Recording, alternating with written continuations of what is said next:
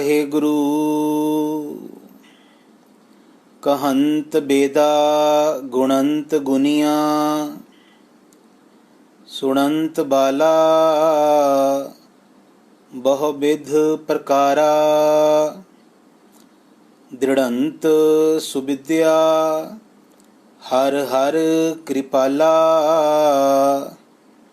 नाम दान जाचंत नानक दैनहार गुर गोपाला।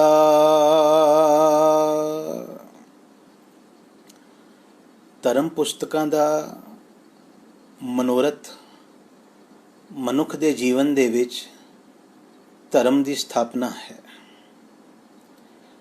ਪਰ ਜੇ ਧਰਮ ਪੁਸਤਕਾਂ ਨੂੰ ਕੇਵਲ ਪੜ੍ਹਨ ਤੱਕ ਸੀਮਿਤ ਕਰ ਲਿਆ ਜਾਵੇ,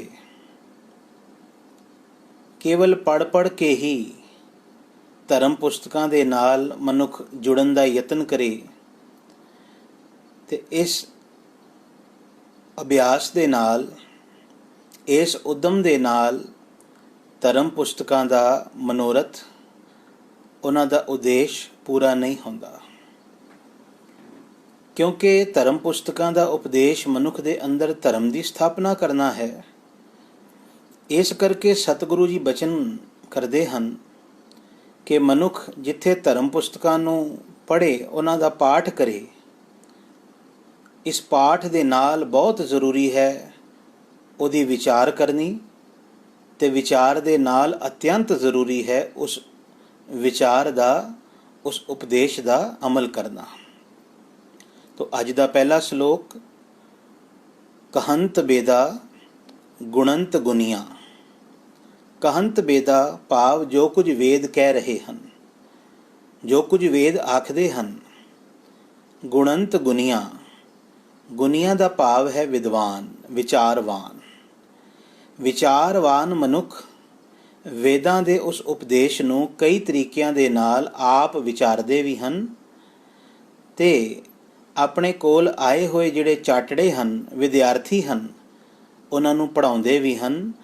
ਸੁਣੰਤ ਬਾਲਾ ਬਹੁਵਿਧ ਪ੍ਰਕਾਰਾ, ਤੇ ਉਹਨਾਂ ਦੇ ਬਾਲ ਭਾਵ ਉਹਨਾਂ ਦੇ ਵਿਦਿਆਰਥੀ ਬੜੀ ਇਕਾਗਰਤਾ ਦੇ ਨਾਲ ਉਹਨਾਂ ਉਪਦੇਸ਼ਾਂ ਨੂੰ ਸਰਵਨ ਵੀ ਕਰਦੇ ਹਨ। ਗੱਲ ਫਿਰ ਸਮਝੇ ਹੋਵੋਗੇ ਕਿ ਵੇਦਾਂ ਦੇ ਵਿਚਾਰਵਾਨ ਮਨੁੱਖ ਵੇਦਾਂ ਦਾ ਵਿਚਾਰ ਆਪਣੇ ਵਿਦਿਆਰਥੀਆਂ ਨੂੰ ਪੜ੍ਹਾਉਂਦੇ ਹਨ। ਉਹਨਾਂ ਦੇ ਵਿਦਿਆਰਥੀ ਉਸ ਵਿਚਾਰ ਨੂੰ ਇਕਾਗਰਤਾ ਦੇ ਨਾਲ ਸੁਣਦੇ ਹਨ। ਦ੍ਰਿੜੰਤ ਸੁਵਿਦਿਆ ਹਰ ਹਰ ਕਿਰਪਾਲਾ। ਪਰ ਵੇਦਾਂ ਦੀ ਸੁਵਿਦਿਆ ਭਾਵ ਸ੍ਰੇਸ਼ਟ ਵਿਦਿਆ, ਸ੍ਰੇਸ਼ਟ ਵਿਚਾਰ ਨੂੰ ਉਹ ਲੋਕ ਹੀ ਜੀਵਨ ਦੇ ਵਿੱਚ ਗ੍ਰਹਿਣ ਕਰਦੇ ਹਨ ਜਿਨ੍ਹਾਂ ਦੇ ਉੱਤੇ ਹਰ ਹਰ ਕਿਰਪਾਲਾ, ਹਰੀ ਪਰਮਾਤਮਾ ਕਿਰਪਾਲ ਹੋਵੇ। ਹੁਣ ਵੇਦਾਂ ਦੀ ਉਹ ਸੁਵਿਦਿਆ ਕੀ ਹੈ, ਉਹ ਉੱਤਮ ਸਿੱਖਿਆ ਕੀ ਹੈ? ਗੁਰੂ ਅਮਰਦਾਸ ਸਾਹਿਬ ਜੀ ਦੀ ਬਾਣੀ ਪੜ੍ਹੀਏ। ਸਤਿਗੁਰੂ ਜੀ ਦੇ ਬਚਨ, ਵੇਦਾਂ ਮੈਂ ਨਾਮ ਉੱਤਮ, ਸੋ ਸੁਣੇ ਨਾਹੀ ਫਿਰੇ ਜਿਉਂ ਬੇਤਾਲਿਆ। ਵੇਦਾਂ ਦੇ ਵਿੱਚ ਇਹ ਜ਼ਿਕਰ ਆਇਆ ਹੈ ਕਿ ਪਰਮਾਤਮਾ ਦਾ ਨਾਮ ਹੀ ਸਭ ਤੋਂ ਸ੍ਰੇਸ਼ਟ ਹੈ। ਪਰ ਗੁਰੂ ਅਮਰਦਾਸ ਜੀ ਆਖਦੇ ਕਿ ਵੇਦਾਂ ਦੇ ਉਸ ਉਪਦੇਸ਼ ਨੂੰ ਮਨੁੱਖ ਇਸ ਉਪਦੇਸ਼ ਦੇ ਵੱਲ ਤਵੱਜੋ ਨਹੀਂ ਦਿੰਦਾ, ਤੇ ਤਵੱਜੋ ਨਾ ਦੇਣ ਦੇ ਕਾਰਨ ਐਸਾ ਨਹੀਂ ਉਹਨੇ ਵੇਦਾਂ ਦਾ ਪਾਠ ਸੁਣਿਆ ਨਹੀਂ, ਐਸਾ ਨਹੀਂ ਕਿ ਅਸੀਂ ਗੁਰੂ ਗ੍ਰੰਥ ਸਾਹਿਬ ਦਾ ਪਾਠ ਸੁਣਿਆ ਨਹੀਂ, ਜਿਸ ਵਿੱਚ ਕਈ ਵਾਰ ਕਿਹਾ ਗਿਆ ਹੈ ਕਿ ਪਰਮਾਤਮਾ ਦਾ ਨਾਮ ਰਤਨ ਹੈ, ਪਰਮਾਤਮਾ ਦਾ ਨਾਮ ਸਭ ਤੋਂ ਸ੍ਰੇਸ਼ਟ ਹੈ। ਸਾਡੇ ਕੰਨਾਂ ਵਿੱਚ ਰੋਜ਼ ਇਹ ਉਪਦੇਸ਼ ਪੈ ਰਿਹਾ ਹੈ। ਪਰ ਜਿਵੇਂ ਅਸੀਂ ਅਣਗਹਿਲੀ ਕਰ ਦਿੰਦੇ ਹਾਂ, ਗੁਰੂ ਦੇ ਕੋਲ ਆ ਕੇ ਫਿਰ ਕੱਚੇ ਪਦਾਰਥ, ਫਿਰ ਨਾਸਵੰਤ ਪਦਾਰਥ ਮੰਗਦੇ ਹਾਂ, ਤੇ ਇਹਦਾ ਭਾਵ ਕੀ ਸੀ? ਅਸੀਂ ਨਾਮ ਦੇ ਵੱਲ ਤਵੱਜੋ ਨਹੀਂ ਦਿੱਤੀ। ਅਸੀਂ ਇਹ ਆਖਦੇ ਹਾਂ ਨਾਮ ਵੀ ਕਮਾਉਣਾ ਹੈ। ਬਾਣੀ ਕਹਿੰਦੀ ਹੈ ਨਾਮ ਵੀ ਹੀ ਨਹੀਂ, ਨਾਮ ਹੀ ਕਮਾਉਣਾ ਹੈ। ਇਹ ਫਰਕ ਜਿਸ ਮਨੁੱਖ ਨੂੰ ਆਪਣੇ ਜੀਵਨ ਵਿੱਚ ਸਮਝ ਆ ਗਿਆ, ਤੇ ਉਹ ਕਹੇਗਾ ਕਿ ਮੈਂ ਸੰਸਾਰ ਵਿੱਚ ਨਾਮ ਵੀ ਨਹੀਂ ਬਲਕਿ ਨਾਮ ਹੀ ਕਮਾਉਣਾ ਹੈ, ਕਿਉਂਕਿ ਨਾਮ ਹੀ ਮੇਰੇ ਨਾਲ ਜਾਵੇਗਾ, ਨਾਮ ਦੀ ਕਮਾਈ ਹੀ ਮੇਰੇ ਨਾਲ ਨਿਭੇਗੀ, ਤੋ ਇਹ ਕਿਰਪਾ ਜਿਨ੍ਹਾਂ ਦੇ ਉੱਤੇ ਹੋ ਜਾਵੇ। ਦ੍ਰਿੜੰਤ ਸੁਵਿਦਿਆ ਹਰ ਹਰ ਕਿਰਪਾਲਾ, ਹਰੀ ਜਿਨ੍ਹਾਂ ਤੇ ਕਿਰਪਾਲ ਹੋ ਜਾਵੇ, ਉਹ ਇਸ ਸੁਵਿਦਿਆ ਨੂੰ ਭਾਵ ਸ੍ਰੇਸ਼ਟ ਵਿਦਿਆ ਨੂੰ ਆਪਣੇ ਨਾਮ ਵਿੱਚ ਦ੍ਰਿੜ ਕਰਦੇ ਹਨ। ਉਹਨਾਂ ਨੂੰ ਸਮਝ ਆ ਜਾਂਦੀ ਹੈ ਕਿ ਪਰਮਾਤਮਾ ਦੇ ਨਾਮ ਦਾ ਸਿਮਰਨ ਹੀ, ਉਹਦੇ ਨਾਮ ਦੀ ਕਮਾਈ ਹੀ ਜੀਵ ਦੇ ਨਾਲ ਨਿਭਦੀ ਹੈ। ਨਾਮ ਦਾਨ ਜਾਚੰਤ ਨਾਨਕ ਦੇਨਹਾਰ ਗੁਰ ਗੋਪਾਲਾ। ਫਿਰ ਉਹ ਪਰਮਾਤਮਾ ਕੋਲੋਂ ਕੀ ਮੰਗਦੇ ਹਨ? ਉਹਨਾਂ ਦੀ ਅਰਦਾਸ ਵੀ ਬਦਲ ਜਾਂਦੀ ਹੈ। ਉਹਨਾਂ ਦੀ ਅਰਦਾਸ ਵਿੱਚ ਜੋ ਸ਼ਬਦ ਆਉਂਦੇ ਹਨ ਨਾ, ਤੇਰਾ ਕੀਆ ਮੀਠਾ ਲਾਗੈ ਹਰ ਨਾਮ ਪਦਾਰਥ ਨਾਨਕ ਮੰਗੈ, ਨਾਮ ਦਾਨ ਜਾਚੰਤ। ਨਾਮ ਦਾ ਦਾਨ ਹੀ ਉਹ ਜਾਚਦੇ ਹਨ, ਮੰਗਦੇ ਹਨ ਪਰਮਾਤਮਾ ਕੋਲੋਂ, ਕਿਉਂਕਿ ਨਾਮ ਦੀ ਦਾਤ ਦੇਣ ਵਾਲਾ ਦੇਨਹਾਰ ਗੁਰ ਗੋਪਾਲਾ, ਗੁਰੂ ਪਰਮਾਤਮਾ। ਗੁਰ ਗੋਪਾਲਾ ਜਦੋਂ ਬਾਣੀ 'ਚ ਆਏਗਾ, ਇਹਦੇ ਅਰਥ ਹੋਣਗੇ ਗੁਰ ਪਰਮੇਸ਼ਰ। ਗੁਰੂ ਪਰਮਾਤਮਾ ਹੀ ਨਾਮ ਦਾ ਦਾਨ ਦੇਣ ਵਾਲਾ ਹੈ। ਭਾਵ ਹੋਇਆ ਸਾਰੇ ਸ਼ਲੋਕ ਦਾ ਕਿ ਵੇਦਾਂ ਦੇ ਪਾਠ ਨੂੰ, ਭਾਵ ਧਰਮ ਪੁਸਤਕਾਂ ਦੇ ਉਪਦੇਸ਼ ਨੂੰ ਉਹ ਕੇਵਲ ਸੁਣਦੇ ਨਹੀਂ, ਬਲਕਿ ਉਸ ਵਿਚਾਰ ਨੂੰ ਆਪਣੇ ਜੀਵਨ ਦੇ ਵਿੱਚ ਅਮਲ ਵਿੱਚ ਲਿਆਉਂਦੇ ਹਨ ਤੇ ਗੁਰੂ ਪਰਮੇਸ਼ਰ ਦੇ ਕੋਲੋਂ ਉਹ ਪਰਮਾਤਮਾ ਦਾ ਨਾਮ ਹੀ ਮੰਗਦੇ ਹਨ। ਅਗਲਾ ਸ਼ਲੋਕ।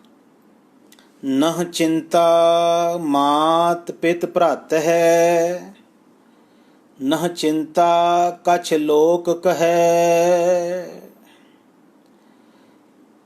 ਸੰਸਾਰ ਵਿੱਚ ਆਮ ਇਹ ਗੱਲ ਵੇਖੀ ਜਾਂਦੀ ਹੈ ਕਿ ਮਨੁੱਖ ਆਪਣੇ ਲਈ ਤੇ ਆਪਣਿਆਂ ਦੇ ਲਈ ਚਿੰਤਤ ਹੈ। ਬਾਣੀ ਆਖਦੀ ਹੈ ਚਿੰਤਤ ਹੀ ਦੀਸੈ ਸਭ ਕੋਏ। ਔਰ ਚਿੰਤਾ ਦੀ ਬਿਮਾਰੀ, ਚਿੰਤਾ ਦਾ ਰੋਗ ਇੱਕ ਐਸਾ ਰੋਗ ਹੈ ਜਿਹੜਾ ਹਰ ਘਰ ਦੇ ਵਿੱਚ ਤੁਹਾਨੂੰ ਮਿਲ ਜਾਵੇਗਾ। ਦੁਨੀਆ ਵਿੱਚ ਕਈ ਘਰ ਐਸੇ ਹਨ ਜਿਨ੍ਹਾਂ ਵਿੱਚ ਕਦੀ ਬਿਮਾਰੀ ਨਹੀਂ ਆਉਂਦੀ, ਕਦੀ ਬਿਮਾਰੀ ਆਈ ਸੀ, ਕਦੀ ਰੋਗ ਆਇਆ ਸੀ, ਪਰ ਕਈ ਪਰਿਵਾਰ ਐਸੇ ਹਨ ਜਿਸ ਪਰਿਵਾਰ ਦੇ ਸਾਰੇ ਜੀਅ ਬਿਲਕੁਲ ਸਵਸਥ ਹਨ, ਬਿਲਕੁਲ ਤੰਦਰੁਸਤ ਹਨ। ਇਹ ਤੰਦਰੁਸਤੀ ਤਨ ਦੀ ਤੰਦਰੁਸਤੀ ਹੈ। ਪਰ ਸਤਿਗੁਰੂ ਜੀ ਆਖਦੇ, ਕਹਿੰਦੇ ਹਰ ਘਰ ਦੇ ਵਿੱਚ ਇੱਕ ਰੋਗ ਸਾਨੂੰ ਮਿਲੇਗਾ, ਉਹ ਰੋਗ ਹੈ ਚਿੰਤਾ ਦਾ। ਹੁਣ ਚਿੰਤਾ ਨੂੰ ਸਿਆਣਿਆਂ ਨੇ ਚਿਤਾ ਤੁਲਕਿਆ ਹੈ। ਜੇ ਚਿਤਾ ਦੇ ਵਿੱਚ ਮਰ ਕੇ ਇਨਸਾਨ ਸੜਦਾ ਹੈ ਤੇ ਚਿੰਤਾ ਦੇ ਵਿੱਚ ਜਿਉਂਦਿਆਂ ਜੀ ਇਨਸਾਨ ਸੜਦਾ ਹੈ। ਦੋਵੇਂ ਅਗਨੀਆਂ ਜਲਾ ਰਹੀਆਂ ਹਨ। ਕੀ ਹੋਇਆ? ਇੱਕ ਮਰਨ ਤੋਂ ਬਾਅਦ ਤਨ ਨੂੰ ਜਲਾ ਦੇਵੇਗੀ ਤੇ ਇੱਕ ਜਿਉਂਦਿਆਂ ਜੀ ਮਨ ਨੂੰ ਜਲਾ ਰਹੀ ਹੈ। ਗੁਰੂ ਅਰਜੁਨ ਦੇਵ ਜੀ ਇਸ ਸ਼ਲੋਕ ਦੇ ਵਿੱਚ ਸਾਨੂੰ ਪ੍ਰੇਰਿਤ ਵੀ ਕਰ ਰਹੇ ਹਨ, ਉਪਦੇਸ਼ ਵੀ ਬਖਸ਼ ਰਹੇ ਹਨ ਕਿ ਨਹ ਚਿੰਤਾ ਮਾਤ ਪਿਤ ਭ੍ਰਾਤ ਹੈ। ਮਾਂ ਦੀ, ਪਿਤਾ ਦੀ, ਭ੍ਰਾਤ ਹੈ ਭਰਾਵਾਂ ਦੀ, ਇਹਨਾਂ ਦੀ ਚਿੰਤਾ ਨਹ ਦਾ ਭਾਵ ਹੈ ਬਿਲਕੁਲ ਵਿਅਰਥ ਹੈ। ਇਹਨਾਂ ਦੀ ਚਿੰਤਾ ਕਰਨੀ ਵਿਅਰਥ ਹੈ, ਕਿਉਂਕਿ ਸਾਰਿਆਂ ਦੀ ਚਿੰਤਾ ਕਰਨ ਵਾਲਾ ਕੌਣ ਹੈ? ਸੋ ਕਰਤਾ ਚਿੰਤਾ ਕਰੇ ਜਿਨ ਉਪਾਇਆ ਜਗ। ਸੱਚ ਜਾਣਨਾ ਮੇਰੇ ਚਿੰਤਾ ਕਰਨ ਦੇ ਨਾਲ ਸਮੱਸਿਆ ਦੂਰ ਨਹੀਂ ਹੋਵੇਗੀ, ਪਰ ਜੇ ਮੈਂ ਚਿੰਤਾ ਦੀ ਜਗ੍ਹਾ ਚੇਤਾ ਲੈ ਆਵਾਂ, ਜੇ ਮੈਂ ਚਿੰਤਾ ਦੀ ਜਗ੍ਹਾ ਪਰਮਾਤਮਾ ਦਾ ਚਿੰਤਨ ਲੈ ਆਵਾਂ, ਚਿੰਤਾ ਦੇ ਨਾਲ ਤੇ ਸਮੱਸਿਆ ਨਹੀਂ ਦੂਰ ਹੋਵੇਗੀ, ਚਿੰਤਨ ਦੇ ਨਾਲ ਸਮੱਸਿਆ ਦੂਰ ਹੋ ਜਾਵੇਗੀ। ਇੱਕ ਆਪਣਾ ਸੁਭਾਅ ਜ਼ਰੂਰ ਬਣਾਇਓ। ਆਮ ਤੌਰ ਤੇ ਘਰਾਂ ਦੇ ਵਿੱਚ ਕੋਈ ਔਖਾ ਸਮਾਂ ਆ ਜਾਵੇ, ਪਰਿਵਾਰਾਂ ਵਿੱਚ ਆਪਣੇ ਸਕੇ ਸੰਬੰਧੀਆਂ ਦੇ ਨਾਲ, ਆਪਣੇ ਦੋਸਤਾਂ ਰਿਸ਼ਤੇਦਾਰਾਂ ਦੇ ਨਾਲ ਕੋਈ ਔਖਾ ਸਮਾਂ ਆ ਜਾਵੇ ਤੇ ਆਮ ਤੌਰ ਤੇ ਮਨੁੱਖ ਇਹ ਕਹਿੰਦਾ ਹੋਇਆ ਸੁਣਿਆ ਜਾ ਸਕਦਾ ਹੈ ਕਿ ਮੈਨੂੰ ਫਲਾਣੇ ਦੀ ਬੜੀ ਚਿੰਤਾ ਹੋ ਰਹੀ ਹੈ, ਮੈਨੂੰ ਆਪਣੇ ਬੱਚੇ ਦੀ ਬੜੀ ਚਿੰਤਾ ਹੋ ਰਹੀ ਹੈ, ਮੈਨੂੰ ਆਪਣੀ ਭੈਣ ਦੀ ਬੜੀ ਚਿੰਤਾ ਹੋ ਰਹੀ ਹੈ, ਮੈਨੂੰ ਆਪਣੇ ਭਰਾ ਦੀ ਬੜੀ ਚਿੰਤਾ ਹੋ ਰਹੀ ਹੈ। ਸਤਿਗੁਰੂ ਕਹਿੰਦੇ ਨਹੀਂ, ਚਿੰਤਾ ਤੇ ਪਰਮਾਤਮਾ ਕਰਦਾ ਹੈ।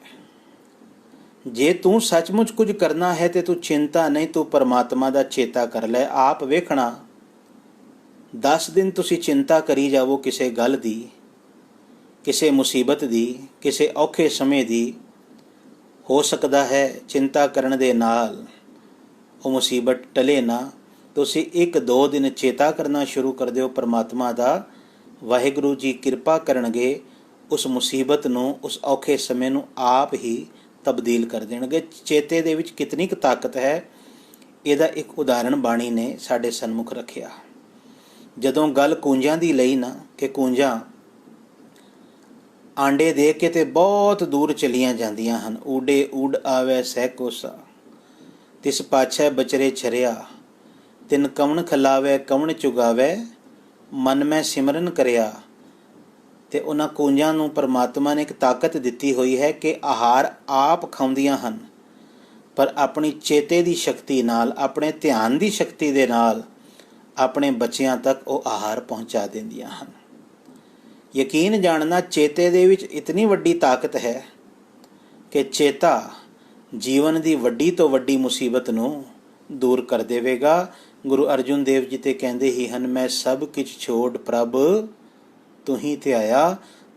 ਹੇ ਮੇਰੇ ਪ੍ਰਭੂ ਜੀ, ਹੇ ਮੇਰੇ ਅਕਾਲ ਪੁਰਖ ਕਰਤਾ ਪੁਰਖ ਜੀ, ਮੈਂ ਸਭ ਕੁਝ ਛੱਡ ਕੇ ਕੇਵਲ ਤੁਹਾਡਾ ਧਿਆਨ ਧਰ ਰਿਹਾ ਹਾਂ, ਕੇਵਲ ਤੁਹਾਨੂੰ ਯਾਦ ਕਰਦਾ ਹਾਂ। ਤੇ ਸਤਿਗੁਰੂ ਆਖਦੇ, ਕਹਿੰਦੇ, ਜੇ ਜੀਵਨ ਵਿੱਚ ਚਿੰਤਾ ਚੇਤੇ ਵਿੱਚ ਤਬਦੀਲ ਹੋ ਜਾਵੇ, ਵਿਗੜੇ ਹੋਏ ਕੰਮ ਬਣਨੇ ਸ਼ੁਰੂ ਹੋ ਜਾਣਗੇ, ਔਖੀ ਘੜੀ ਸੁਖੈਨ ਬਣ ਜਾਵੇਗੀ, ਮੁਸੀਬਤ ਦਾ ਸਮਾਂ ਟਲ ਜਾਵੇਗਾ, ਮੁਸੀਬਤ ਗੁਜ਼ਰ ਜਾਵੇਗੀ। ਪਰ ਮਨੁੱਖ ਦੀ ਫਿਤਰਤ ਹੈ, ਮਨੁੱਖ ਚਿੰਤਨ ਨਹੀਂ, ਮਨੁੱਖ ਚਿੰਤਾ ਕਰਦਾ ਹੈ, ਚਿੰਤਾ ਵੀ ਵਿਅਰਥ, ਤੇ ਚਿੰਤਾ ਕੁਝ ਸਵਾਰ ਵੀ ਨਹੀਂ ਸਕਦੀ। ਸਤਿਗੁਰੂ ਇਸੇ ਕਰਕੇ ਉਪਦੇਸ਼ ਦਿੰਦੇ ਹਨ, ਨਾ ਚਿੰਤਾ ਮਾਤ ਪਿਤ ਭਰਤ ਹੈ। ਇੱਕ ਉਦਾਹਰਣ ਮੈਂ ਅਨੇਕਾਂ ਵਾਰ ਸੰਗਤ ਨਾਲ ਸਾਂਝੀ ਕੀਤੀ। ਪਿਤਾ ਦੀਆਂ ਅੱਖਾਂ ਦੇ ਸਾਹਮਣੇ ਪੁੱਤਰ ਬਿਮਾਰ ਹੋ ਜਾਵੇ, ਐਸਾ ਰੋਗ ਲੱਗ ਜਾਵੇ ਕਿ ਜਿਹਦਾ ਉਪਚਾਰ ਨਹੀਂ, ਪਿਤਾ ਚਿੰਤਾ ਵਿੱਚ ਆ ਜਾਏਗਾ। ਪਰ ਕੀ ਇਸ ਚਿੰਤਾ ਦੇ ਨਾਲ ਉਸ ਰੋਗ ਦੀ ਨਿਵਰਤੀ ਹੋਵੇਗੀ? ਚਿੰਤਿਤ ਪਿਤਾ ਅਗਰ ਇਹ ਕਹਿ ਦੇਵੇ ਕਿ ਪੁੱਤਰਾ ਉੱਠ, ਮੈਂ ਤੇਰੀ ਜਗ੍ਹਾ ਲੇਟ ਜਾਵਾਂ, ਤੂੰ ਮੇਰੀ ਜਗ੍ਹਾ ਖਲੋ ਜਾ, ਆ ਕੇ ਆਪਣਾ ਰੋਗ ਤੂੰ ਮੈਨੂੰ ਦੇ ਦੇਵੇਂ, ਮੈਨੂੰ ਤੇਰੀ ਬਹੁਤ ਚਿੰਤਾ ਹੋ ਰਹੀ ਹੈ। ਸੱਚ ਜਾਣਨਾ, ਅੱਜ ਤੱਕ ਦੁਨੀਆ ਵਿੱਚ ਐਸਾ ਮੁਮਕਿਨ ਨਹੀਂ ਹੋਇਆ ਕਿ ਕਿਸੇ ਦੀ ਚਿੰਤਾ ਕਰਕੇ ਤੇ ਮੈਂ ਉਹਦੀ ਜਗ੍ਹਾ ਲੇਟ ਜਾਵਾਂ ਤੇ ਉਹਦਾ ਰੋਗ ਮੈਂ ਲੈ ਲਵਾਂ ਤੇ ਆਪਣੀ ਰੋਗਤਾ ਮੈਂ ਉਹਨੂੰ ਦੇ ਦੇਵਾਂ। ਪਰ ਉਹੀ ਪਿਤਾ ਜੇ ਪਰਮਾਤਮਾ ਦਾ ਚਿੰਤਨ ਕਰੇ, ਪਰਮਾਤਮਾ ਦਾ ਚੇਤਾ ਕਰੇ, ਤੇ ਪਰਮਾਤਮਾ ਦੇ ਘਰ ਦੇ ਵਿੱਚੋਂ ਐਸੀ ਕਰਾਮਾਤ, ਐਸੀ ਬਖਸ਼ਿਸ਼ ਉਹਨੂੰ ਪ੍ਰਾਪਤ ਹੋ ਸਕਦੀ ਹੈ ਕਿ ਵੇਖਦਿਆਂ ਵੇਖਦਿਆਂ ਸਾਰਾ ਰੋਗ ਮੁੱਕ ਕੇ, ਸਾਰਾ ਰੋਗ ਖਤਮ ਹੋ ਕੇ ਤੇ ਅਰੋਗਤਾ ਦੇ ਵਿੱਚ ਉਹਦਾ ਬੱਚਾ ਫਿਰ ਅਰੋਗ ਹੋ ਸਕਦਾ ਹੈ, ਉਹਦਾ ਜੀਵਨ ਫਿਰ ਅਰੋਗੀ ਹੋ ਸਕਦਾ ਹੈ। ਅਗਲੇ ਸ਼ਲੋਕਾਂ 'ਚ ਸਤਿਗੁਰੂ ਜੀ ਸਮਝਾਉਣਗੇ ਇਹਦੇ ਬਾਰੇ ਕਿ ਚਿੰਤਨ ਦੇ ਵਿੱਚ ਕਿਤਨੀ ਵੱਡੀ ਸ਼ਕਤੀ ਔਰ ਸਮਰੱਥਾ ਹੈ। ਸਤਿਗੁਰੂ ਆਖਦੇ, ਕਹਿੰਦੇ, ਨਾ ਚਿੰਤਾ ਮਾਤ ਪਿਤ ਭਰਤ ਹੈ। ਮਾਂ ਦੀ, ਪਿਤਾ ਦੀ, ਭਰਾਵਾਂ ਦੀ ਚਿੰਤਾ ਕਰਨੀ ਵਿਅਰਥ ਹੈ। ਨਾ ਚਿੰਤਾ ਕਛ ਲੋਕ ਕਹੈ, ਲੋਕਾਂ ਦੀ ਚਿੰਤਾ ਕਰਨੀ ਵੀ ਵਿਅਰਥ ਹੈ। ਲੋਕਾਂ ਦੀ ਚਿੰਤਾ ਤੋਂ ਤਾਤਪਰਯ ਕੀ ਹੈ ਕਿ ਮਨੁੱਖ ਇਸ ਬਿਰਤੀ ਵਿੱਚ ਜੀ ਰਿਹਾ ਹੈ ਵੀ ਲੋਕ ਕੀ ਕਹਿਣਗੇ। ਲੋਕਾਂ ਦੀ ਚਿੰਤਾ ਇਸ ਰੂਪ ਵਿੱਚ ਹੈ, ਇਸ ਰੂਪ ਵਿੱਚ ਨਹੀਂ ਵੀ ਲੋਕਾਂ ਦਾ ਕੀ ਬਣੇਗਾ, ਬਲਕਿ ਲੋਕ ਕੀ ਆਖਣਗੇ। ਤੇ ਲੋਕਨ ਕੀ ਚਤੁਰਾਈ ਉਪਮਾ ਨੂੰ ਤੇ ਇਸ ਘਰ ਦੇ ਵਿੱਚ ਅੱਗ ਵਿੱਚ ਸਾੜਨ ਦਾ ਉਪਦੇਸ਼ ਦਿੱਤਾ ਗਿਆ। ਤੇ ਬੈਸੰਤਰ ਜਾਰ ਨਹ ਚਿੰਤਾ ਬਨਿਤਾ ਸੁਤ ਮੀਤ ਹੈ, ਪ੍ਰਵਿਰਤ ਮਾਇਆ ਸੰਬੰਧਨ ਹੈ। ਇਸਤਰੀ ਬਨਿਤਾ, ਇਸਤਰੀ, ਸੁਤ ਪੁੱਤਰ, ਮਿੱਤ ਹੈ ਦੋਸਤ। ਇਸਤਰੀ ਦੀ ਚਿੰਤਾ, ਪੁੱਤਰਾਂ ਦੀ ਚਿੰਤਾ, ਮਿੱਤਰਾਂ ਦੀ ਚਿੰਤਾ, ਇਹ ਵੀ ਵਿਅਰਥ ਹੈ। ਕਿਉਂ? ਕਿਉਂਕਿ ਇਹ ਮਾਇਆ ਵਿੱਚ ਪ੍ਰਵਿਰਤ ਹੋਣ ਕਰਕੇ ਸਾਡੇ ਸੰਬੰਧੀ ਹਨ। ਕਿਸੇ ਦੇ ਨਾਲ ਸਾਡਾ ਸੰਬੰਧ ਜਿਹੜਾ ਸਾਨੂੰ ਪ੍ਰਤੀਤ ਹੁੰਦਾ ਹੈ, ਯਕੀਨ ਜਾਣਨਾ, ਸੰਬੰਧ ਵੀ ਮਾਇਆ ਦੇ ਪ੍ਰਭਾਵ ਦੀ ਨਿਸ਼ਾਨੀ ਹਨ। ਸੰਬੰਧਾਂ ਦਾ ਪ੍ਰਤੀਤ ਹੋਣਾ ਵੀ ਹਲੇ ਇਸ ਗੱਲ ਦੀ ਗਵਾਹੀ ਦੇ ਰਿਹਾ ਹੈ, ਇਸ ਗੱਲ ਦਾ ਸਬੂਤ ਹੈ ਕਿ ਮਨੁੱਖ ਮਾਇਆ ਦੇ ਵਿੱਚ ਪ੍ਰਵਿਰਤ ਹੈ। ਜਦੋਂ ਮਾਇਆ ਦਾ ਪ੍ਰਭਾਵ ਉਤਰ ਜਾਂਦਾ ਹੈ, ਐਸਾ ਨਹੀਂ ਕਿ ਮਾਂ ਨੂੰ ਘਰੋਂ ਕੱਢ ਦੇਵੇਗਾ ਜਾਂ ਮਾਂ-ਬਾਪ ਦਾ ਘਰ ਛੱਡ ਕੇ ਘਰੋਂ ਭੱਜ ਜਾਵੇਗਾ। ਨਹੀਂ, ਮਾਂ-ਬਾਪ ਦੇ ਨਾਲ ਹੀ ਰਹੇਗਾ, ਲੇਕਿਨ ਇਹਨੂੰ ਸਮਝ ਆ ਜਾਵੇਗਾ ਕਿ ਅਖੀਰ ਤੋੜ ਤੱਕ ਤੇ ਮੇਰਾ ਸਾਥ ਕੇਵਲ ਪਰਮਾਤਮਾ ਦੇ ਨਾਮ ਨੇ ਨਿਭਾਉਣਾ ਹੈ। ਜਿੱਥੇ ਮਾਂ, ਪਿਓ, ਪੁੱਤਰ, ਮਿੱਤਰ, ਸਾਕ ਸੰਬੰਧੀ ਕੋਈ ਵੀ ਸਹਾਈ ਨਹੀਂ ਹੁੰਦੇ, ਇਹਨਾਂ ਦੀ ਪਹੁੰਚ ਕਿੱਥੋਂ ਤੱਕ ਹੈ? ਇਹ ਅਖੀਰ ਕਿੱਥੇ ਤੱਕ ਸਾਥ ਦੇ ਸਕਦੇ ਹਨ? ਸਤਿਗੁਰੂ ਕਹਿੰਦੇ ਜਨ, ਪਿਸਰ, ਪਦਰ, ਬਿਰਾਦਰਾਂ ਕਸ ਨੇਸ ਦਸਤੰਗੀਰ, ਆਖਿਰ ਬੇਅਫਤਮ ਕਸ਼ ਨਾ ਦਾਰਦ ਚੂੰ ਸ਼ਬਦ ਤਕਬੀਰ। ਪਿਤਾ, ਮਾਤਾ, ਇਸਤਰੀ, ਪੁੱਤਰ, ਭਰਾ, ਇਹ ਸਭ ਪਤਾ ਕਿੱਥੇ ਤੱਕ ਹਨ? ਕਬਰਸਤਾਨ ਤੱਕ ਸਿਰਫ, ਸ਼ਮਸ਼ਾਨ ਤੱਕ ਸਿਰਫ। ਇਸ ਤੋਂ ਅੱਗੇ ਨਹੀਂ ਜਾ ਸਕਦੇ। ਉੱਥੇ ਛੱਡ ਕੇ ਘਰਾਂ ਨੂੰ ਵਾਪਸ ਪਰਤ ਆਉਂਦੇ ਹਨ। ਹੁਣ ਆਗੇ ਹੰਸ ਇਕੇਲਾ, ਅੱਗੇ ਜਦ ਆਤਮਾ ਨੇ ਇਕੱਲੇ ਜਾਣਾ ਹੈ ਤੇ ਹੁਣ ਉਸ ਜੀਵ ਦਾ ਅੱਗੇ ਸਹਾਈ ਕੌਣ ਹੋਵੇਗਾ? ਸਹਾਈ ਹੋਵੇਗਾ ਜੇ ਉਹਨੇ ਸੰਸਾਰ ਵਿੱਚ ਜਿਉਂਦਿਆਂ ਜੀ ਨਾਮ ਜਪਿਆ ਹੋਵੇਗਾ, ਨਾਮ ਕਮਾਇਆ ਹੋਵੇਗਾ। ਸਤਿਗੁਰੂ ਕਹਿੰਦੇ ਸੰਬੰਧ ਵੀ ਉਦੋਂ ਤੱਕ ਪ੍ਰਤੀਤ ਹੁੰਦੇ ਹਨ, ਪ੍ਰਭਾਵ ਪਾਉਂਦੇ ਹਨ, ਜਦ ਤੱਕ ਮਾਇਆ ਦਾ ਪ੍ਰਭਾਵ ਹੈ। ਮਾਇਆ ਵਿੱਚ ਪ੍ਰਵਿਰਤ ਹੋਣ ਕਰਕੇ ਹੀ ਇਹ ਸਾਰੇ ਸਾਡੇ ਸੰਬੰਧੀ ਹਨ। ਇਹਨਾਂ ਦੇ ਲਈ ਕਿਸੇ ਪ੍ਰਕਾਰ ਦੀ ਚਿੰਤਾ ਕਰਨੀ ਵਿਅਰਥ ਹੈ। ਫਿਰ ਕੀ ਕਰਾਂ? ਸਤਿਗੁਰੂ ਕਹਿੰਦੇ ਚੇਤਾ ਕਰ ਉਸ ਪਰਮਾਤਮਾ ਦਾ। ਦਇਆਲ ਏਕ ਭਗਵਾਨ ਪੁਰਖ ਹੈ, ਨਾਨਕ ਸਰਬ ਜੀਅ ਪ੍ਰਤਪਾਲਕ ਹੈ। हे ਨਾਨਕ, ਦਇਆਲ ਏਕ ਭਗਵਾਨ ਪੁਰਖ ਹੈ। ਦਇਆ ਦਾ ਘਰ ਇੱਕ ਸਰਬ ਵਿਆਪਕ ਪਰਮਾਤਮਾ ਹੀ ਸਾਰਿਆਂ ਦੀ ਪ੍ਰਤਪਾਲਣਾ ਕਰਨ ਵਾਲਾ ਹੈ, ਸਾਰਿਆਂ ਦਾ ਪ੍ਰਤਪਾਲਕ ਹੈ, ਸਾਰਿਆਂ ਦੀ ਰੱਖਿਆ ਕਰਨ ਵਾਲਾ ਹੈ, ਸਾਰਿਆਂ ਦੀ ਸੰਭਾਲ ਕਰਨ ਵਾਲਾ ਹੈ। ਤੇ ਜਿਹੜਾ ਸਾਰਿਆਂ ਦੀ ਸੰਭਾਲ ਕਰ ਰਿਹਾ ਹੈ, ਸਤਿਗੁਰੂ ਕਹਿੰਦੇ ਤੂੰ ਉਹਨੂੰ ਆਪਣੇ ਹਿਰਦੇ ਵਿੱਚ ਸੰਭਾਲ ਲੈ, ਉਹਦੇ ਨਾਮ ਨੂੰ ਆਪਣੇ ਹਿਰਦੇ ਵਿੱਚ ਵਸਾ ਲੈ। ਅਨਿਤਯ ਵਿਤੰ ਅਨਿਤਯ ਚਿਤੰ, ਅਨਿਤਯ ਆਸਾ ਬਹੁਵਿਧ ਪ੍ਰਕਾਰੰ। ਅਨਿਤਯ ਉਚਾਰਨ ਦੀ ਸੇਧ ਤੱਤੇ ਦੇ ਪੈਰ ਵਿੱਚ ਯਈਆ ਹੈ, ਉਚਾਰਨ ਹੈ ਅਨਿਤਯ। ਅਨਿਤਯ ਦਾ ਭਾਵ ਹੈ ਅਨਿਤ। ਅਨਿਤ ਦਾ ਭਾਵ ਜੋ ਨਿਤ ਨਹੀਂ ਰਹਿੰਦਾ, ਜੋ ਨਾਸ਼ਵੰਤ ਹੈ, ਜੋ ਅੱਜ ਹੈ ਤੇ ਭਵਿੱਖ ਵਿੱਚ ਨਹੀਂ ਹੈ, ਉਹਨੂੰ ਕਹਿੰਦੇ ਹਨ ਅਨਿਤ। ਵਿੱਤ ਕਿਹਾ ਜਾਂਦਾ ਹੈ, ਵਿਤੰਗ ਇੱਥੇ ਸ਼ਬਦ ਆਇਆ ਹੈ। ਵਿੱਤ ਕਹਿੰਦੇ ਹਨ ਧਨ ਨੂੰ। ਸਤਿਗੁਰੂ ਆਖਦੇ ਕਹਿੰਦੇ ਅਨਿਤਯ ਵਿਤੰਗ ਅਨਿਤਯ ਚਿਤੰਗ। ਚਿਤੰਗ ਦਾ ਭਾਵ ਹੈ ਚਿੰਤਾ, ਸੋਚ, ਫਿਕਰ।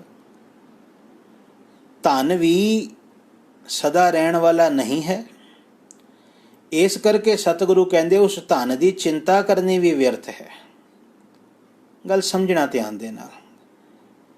ਮਨੁੱਖ ਦੇ ਸਾਰੇ ਦਿਨ ਦੇ ਵਿੱਚ ਜਿਹੜੀ ਚਿੰਤਾ ਹੈ ਨਾ, ਉਸ ਚਿੰਤਾ ਦਾ ਬੜਾ ਵੱਡਾ ਵਿਸ਼ਾ ਇਹ ਹੈ ਜਿਹੜਾ ਧਨ ਦੇ ਨਾਲ ਜੁੜਿਆ ਹੋਇਆ ਹੈ। ਧਨ ਕਿਵੇਂ ਆਵੇ, ਜੇ ਆ ਗਿਆ ਤੇ ਇਹ ਕਿਵੇਂ ਬਣਿਆ ਰਵੇ, ਇਹਨੂੰ ਕੋਈ ਮੰਗ ਨਾ ਲਵੇ, ਇਹਨੂੰ ਕੋਈ ਖੋ ਨਾ ਲਵੇ, ਇਹ ਧਨ ਮੇਰੇ ਤੋਂ ਜੁਦਾ ਨਾ ਹੋ ਜਾਵੇ। ਸਾਡੇ ਸਾਰਿਆਂ ਦੇ ਜੀਵਨ ਦੇ ਵਿੱਚ ਚਿੰਤਾ ਦਾ ਇੱਕ ਬਹੁਤ ਵੱਡਾ ਸਮਾਂ ਧਨ ਦੀ ਚਿੰਤਾ ਵਾਸਤੇ ਗੁਜ਼ਰ ਜਾਂਦਾ ਹੈ। ਉਹ ਧਨ ਜਿਹੜਾ ਸਦਾ ਰਹਿਣ ਵਾਲਾ ਨਹੀਂ, ਭਾਵ ਜਿਹੜਾ ਹਰ ਵੇਲੇ ਹਰ ਜਗ੍ਹਾ ਸਹਾਈ ਨਹੀਂ ਹੋ ਸਕਦਾ। ਆਪ ਵੇਖਣਾ ਕਈ ਵਾਰ ਮਨੁੱਖ ਦਾ ਧਨ ਧਰਿਆ ਦਾ ਧਰਿਆ ਰਹਿ ਜਾਂਦਾ ਹੈ। ਅੱਜ ਦੇਖੋ ਧਨ ਤੇ ਹੈ ਨਾ ਮੁਲਕਾਂ ਦੇ ਕੋਲ, ਲੇਕਿਨ ਦਵਾਈ ਨਹੀਂ ਪਈ ਲੱਭਦੀ। ਐਸਾ ਨਹੀਂ ਕਿ ਸੰਸਾਰ ਵਿੱਚ ਦੇਸ਼ਾਂ ਦੇ ਕੋਲ ਧਨ ਨਹੀਂ, ਧਨ ਖਰਚੀ ਜਾ ਰਹੇ ਹਨ, ਲੇਕਿਨ ਹਲੇ ਉਸ ਧਨ ਦੀ ਪਾਇਆਂ ਵੀ ਉਸ ਰੋਗ ਦੇ ਅੱਗੇ ਬਿਲਕੁਲ ਮਾਮੂਲੀ ਜਿਹੀ ਲੱਗਦੀ ਹੈ। ਰੋਗ ਬਹੁਤ ਵੱਡਾ ਹੈ, ਧਨ ਵੀ ਛੋਟਾ ਪੈ ਗਿਆ। ਕੋਈ ਇਹ ਤੇ ਨਹੀਂ ਕਹਿ ਸਕਦਾ ਨਾ ਜੀ ਮੈਂ ਧਨ ਲੈ ਕੇ ਬਾਹਰ ਚਲਾ ਜਾਵਾਂਗਾ ਤੇ ਮੇਰੇ ਉੱਤੇ ਸੰਕਰਮਣ ਨਹੀਂ ਹੋਵੇਗਾ, ਧਨ ਮੈਨੂੰ ਬਚਾ ਲਵੇਗਾ। ਬਲਕਿ ਮੈਂ ਤੇ ਵੇਖਿਆ ਹੈ ਪਿਛਲੇ ਦਿਨੀ ਖਬਰਾਂ ਦੇ ਵਿੱਚ ਆਮ ਆਇਆ ਸੀ ਕਿ ਧਨ ਦੇ ਨਾਲ ਇਹ ਸੰਕਰਮਣ ਜ਼ਿਆਦਾ ਫੈਲ ਰਿਹਾ ਹੈ। ਜਿਹਨੇ ਧਨ ਨੂੰ ਹੱਥ ਲਾਇਆ ਉਹ ਕੀਟਾਣੂ ਉਹਦੇ ਸਰੀਰ ਤੱਕ ਪਹੁੰਚ ਗਏ। ਗੱਲ ਪਕੜਿਓ ਧਿਆਨ ਦੇ ਨਾਲ। ਸਤਿਗੁਰੂ ਜੀ ਸਮਝਾ ਰਹੇ ਹਨ, ਔਰ ਧਨ ਕੇਵਲ ਇਹ ਕਾਗਜ਼ ਦੇ ਨੋਟ ਨਹੀਂ, ਧਨ ਕੇਵਲ ਇਹ ਧਾਤੂ ਦੇ ਸਿੱਕੇ ਨਹੀਂ, ਧਨ ਬਹੁਤ ਪ੍ਰਕਾਰ ਦਾ ਹੈ। ਕ੍ਰਿਸ਼ੀ ਧਨ ਹੈ, ਗੋ ਧਨ ਹੈ, ਕਈ ਪ੍ਰਕਾਰ ਦਾ ਧਨ ਹੈ। ਇੱਥੋਂ ਤੱਕ ਜੋ ਸੰਪਦਾ ਹੈ ਉਹ ਵੀ ਇੱਕ ਪ੍ਰਕਾਰ ਦਾ ਧਨ ਹੈ। ਗੁਰੂ ਅਰਜੁਨ ਦੇਵ ਜੀ ਆਖਦੇ, ਕਹਿੰਦੇ ਜਿਹੜੇ ਬੈਰੂਨੀ ਪਦਾਰਥ ਹਨ, ਜਿਹੜੇ ਬਾਹਰਲੇ ਪਦਾਰਥ ਹਨ, ਜਿਨ੍ਹਾਂ ਪਦਾਰਥਾਂ ਨੂੰ ਤੂੰ ਆਪਣਾ ਮੰਨੀ ਬੈਠਾ ਹੈ, ਅਸਲ ਵਿੱਚ ਉਹ ਅਨਿੱਤ ਹਨ, ਭਾਵ ਅਬਿਨਾਸੀ ਨਹੀਂ ਹਨ, ਉਹ ਬਿਨਸਣ ਵਾਲੇ ਹਨ। ਇਸ ਕਰਕੇ ਉਹਨਾਂ ਦੀ ਫਿਕਰ, ਉਹਨਾਂ ਦੀ ਸੋਚ ਵੀ ਵਿਅਰਥ ਹੈ। ਅਨਿੱਤ ਆਸਾ ਬਹੁ ਵਿਧ ਪ੍ਰਕਾਰੰ, ਤੇ ਇਸ ਧਨ ਦੀਆਂ ਕਈ ਕਿਸਮ ਦੀਆਂ ਆਸਾਵਾਂ ਬਣਨੀਆਂ, ਆਸਾਵਾਂ ਬਣਾ ਲੈਣੀਆਂ। ਬਹੁ ਵਿਧ ਪ੍ਰਕਾਰੰ, ਕਈ ਪ੍ਰਕਾਰ ਦੀਆਂ, ਇਹ ਵੀ ਅਨਿੱਤ ਭਾਵ ਕੇ ਵਿਅਰਥ ਹਨ। ਮੈਨੂੰ ਯਾਦ ਆਉਂਦੀ ਹੈ ਗਾਥਾ ਇੱਥੇ। ਇੱਕ ਮਨੁੱਖ ਜਦੋਂ ਰਾਤ ਨੂੰ ਸੌਂਦਾ ਸੀ ਤੇ ਉਹਨੂੰ 2-4 ਦਿਨ ਤੱਕ ਇੱਕੋ ਹੀ ਸੁਪਨਾ ਆਇਆ। ਸੁਪਨਾ ਆਉਂਦਾ ਹੈ ਕਿ ਉਹ ਸਾਗਰ ਦੇ ਕਿਨਾਰੇ ਤੇ ਟਹਿਲ ਰਿਹਾ ਹੈ। ਟਹਿਲਦੇ ਉਹਨੂੰ ਸਾਹਮਣੇ ਨੋਟਾਂ ਦਾ ਇੱਕ ਪਹਾੜ ਨਜ਼ਰ ਆਇਆ ਤੇ ਮਨ ਦੇ ਵਿੱਚ ਖਿਆਲ ਆਉਂਦਾ ਹੈ ਕਿ ਇਹ ਸਾਰੇ ਨੋਟ ਮੇਰੇ ਹੋ ਜਾਣ। ਉਹਨਾਂ ਨੋਟਾਂ ਨੂੰ ਪ੍ਰਾਪਤ ਕਰਨ ਵਾਸਤੇ ਜਿਉਂ ਹੱਥ ਅੱਗੇ ਕਰਦਾ ਹੈ, ਹਨੇਰੀ ਚਲਦੀ ਹੈ, ਤੂਫਾਨ ਆਉਂਦਾ ਹੈ ਤੇ ਸਾਰੇ ਨੋਟ ਉੱਡ ਜਾਂਦੇ ਹਨ ਤੇ ਤਰਬਕ ਕੇ ਇਹਦੀ ਜਾਗ ਖੁੱਲ ਜਾਂਦੀ ਹੈ। ਪਛਤਾਉਂਦਾ ਹੈ ਵੀ ਪੈਸਾ ਹੱਥ ਵਿੱਚ ਆਇਆ, ਬਸ ਆਣ ਹੀ ਲੱਗਾ ਸੀ ਕਿ ਜਾਗ ਖੁੱਲ ਗਈ, ਹਨੇਰੀ ਆ ਗਈ, ਹੱਥ ਵਿੱਚ ਆ ਕੇ ਵੀ ਪੈਸਾ ਹੱਥ ਵਿੱਚ ਨਹੀਂ ਆਇਆ। 3-4 ਦਿਨ ਇਹਨੇ ਇਹ ਇੱਕੋ ਸੁਪਨਾ ਦੇਖਿਆ। ਅੱਜ ਸਬਬ ਨਾਲ ਇਹਦੇ ਘਰ ਇਹਦਾ ਨਾ ਦੋਸਤ ਆ ਗਿਆ। ਉਹ ਦੋਸਤ ਗੁਰਮੁਖ ਸੀ ਤੇ ਇਹਨੂੰ ਚਿੰਤਾ ਤੁਰ ਵੇਖ ਕੇ ਪੁੱਛਣ ਲੱਗਾ, ਮਿੱਤਰਾ ਕੀ ਹੋਇਆ? ਅੱਗੇ ਤੇ ਹੱਸਦਾ ਸੀ, ਅੱਜ ਹੱਸ ਕਿਉਂ ਨਹੀਂ ਰਿਹਾ? ਕਹਿਣ ਲੱਗਾ, ਮਿੱਤਰਾ ਇੱਕ ਗੱਲ ਮੈਨੂੰ ਬਹੁਤ ਪਰੇਸ਼ਾਨ ਕਰ ਰਹੀ ਹੈ, ਕੀ ਤੇਰੇ ਕੋਲ ਉਹਦਾ ਹੱਲ ਹੈ? ਆਖਣ ਲੱਗਾ, ਦੱਸ ਮੈਨੂੰ ਕਿਹੜੀ ਗੱਲ। ਇਹਨੇ ਆਪਣਾ ਸਾਰਾ ਸੁਪਨਾ ਸੁਣਾ ਦਿੱਤਾ ਕਿ ਜਿਉਂ ਮੈਂ ਧਨ ਨੂੰ, ਉਹਨਾਂ ਨੋਟਾਂ ਨੂੰ ਹੱਥ ਪਾਉਣ ਲੱਗਦਾ ਹਾਂ, ਹਨੇਰੀ ਚੱਲਦੀ ਹੈ, ਤੂਫਾਨ ਆਉਂਦਾ ਹੈ ਤੇ ਸਾਰੇ ਨੋਟ ਉੱਡ ਜਾਂਦੇ ਹਨ, ਮੇਰੇ ਹੱਥ ਪੱਲੇ ਕੁਝ ਵੀ ਨਹੀਂ ਪੈਂਦਾ। ਇਹਦੇ ਦੋਸਤ ਨੇ ਜਿਹੜਾ ਗੁਰਮੁਖ ਸੀ ਇਹਦੇ ਮੋਢੇ ਤੇ ਹੱਥ ਰੱਖਿਆ। ਕਹਿਣ ਲੱਗਾ, ਮੈਂ ਅਰਦਾਸ ਕਰਾਂਗਾ ਮਿੱਤਰਾ ਤੈਨੂੰ ਸੁਪਨਾ ਨਾ ਆਵੇ। ਹੁਣ ਜਿਹੜਾ ਮਾਇਆਧਾਰੀ ਸੀ ਮੱਥੇ ਤੇ ਹੱਥ ਮਾਰਨ ਲੱਗ ਪਿਆ। ਕਹਿਣ ਲੱਗਾ, ਤੂੰ ਤੇ ਸਾਰਾ ਭੋਗ ਹੀ ਪਾ ਦਿੱਤਾ। ਮੈਂ ਤੇਰੇ ਕੋਲੋਂ ਮਦਦ ਮੰਗੀ ਸੀ ਤੇ ਤੂੰ ਮਦਦ ਕਰਨ ਦੇ ਬਜਾਏ ਸਾਰੀ ਗੱਲ ਦਾ ਭੋਗ ਹੀ ਪਾ ਦਿੱਤਾ। ਗੁਰਮੁਖ ਮਿੱਤਰ ਪੁੱਛਣ ਲੱਗਾ, ਫਿਰ ਦੱਸ ਮੈਂ ਕੀ ਕਰ ਸਕਦਾ ਹਾਂ ਤੇਰੇ ਲਈ? ਆਖਣ ਲੱਗਾ, ਜੇ ਅਰਦਾਸ ਹੀ ਕਰਨੀ ਹੈ ਤੇ ਇਹ ਕਰੀ ਕਿ ਜਿਸ ਵੇਲੇ ਮੈਂ ਨੋਟਾਂ ਨੂੰ ਹੱਥ ਪਾਉਣ ਲੱਗਾ, ਹਨੇਰੀ ਨਾ ਆਵੇ, ਤੂਫਾਨ ਨਾ ਆਵੇ, ਨੋਟ ਮੇਰੇ ਕੋਲ ਆ ਜਾਣ, ਧਨ ਮੇਰੇ ਕੋਲ ਆ ਜਾਵੇ।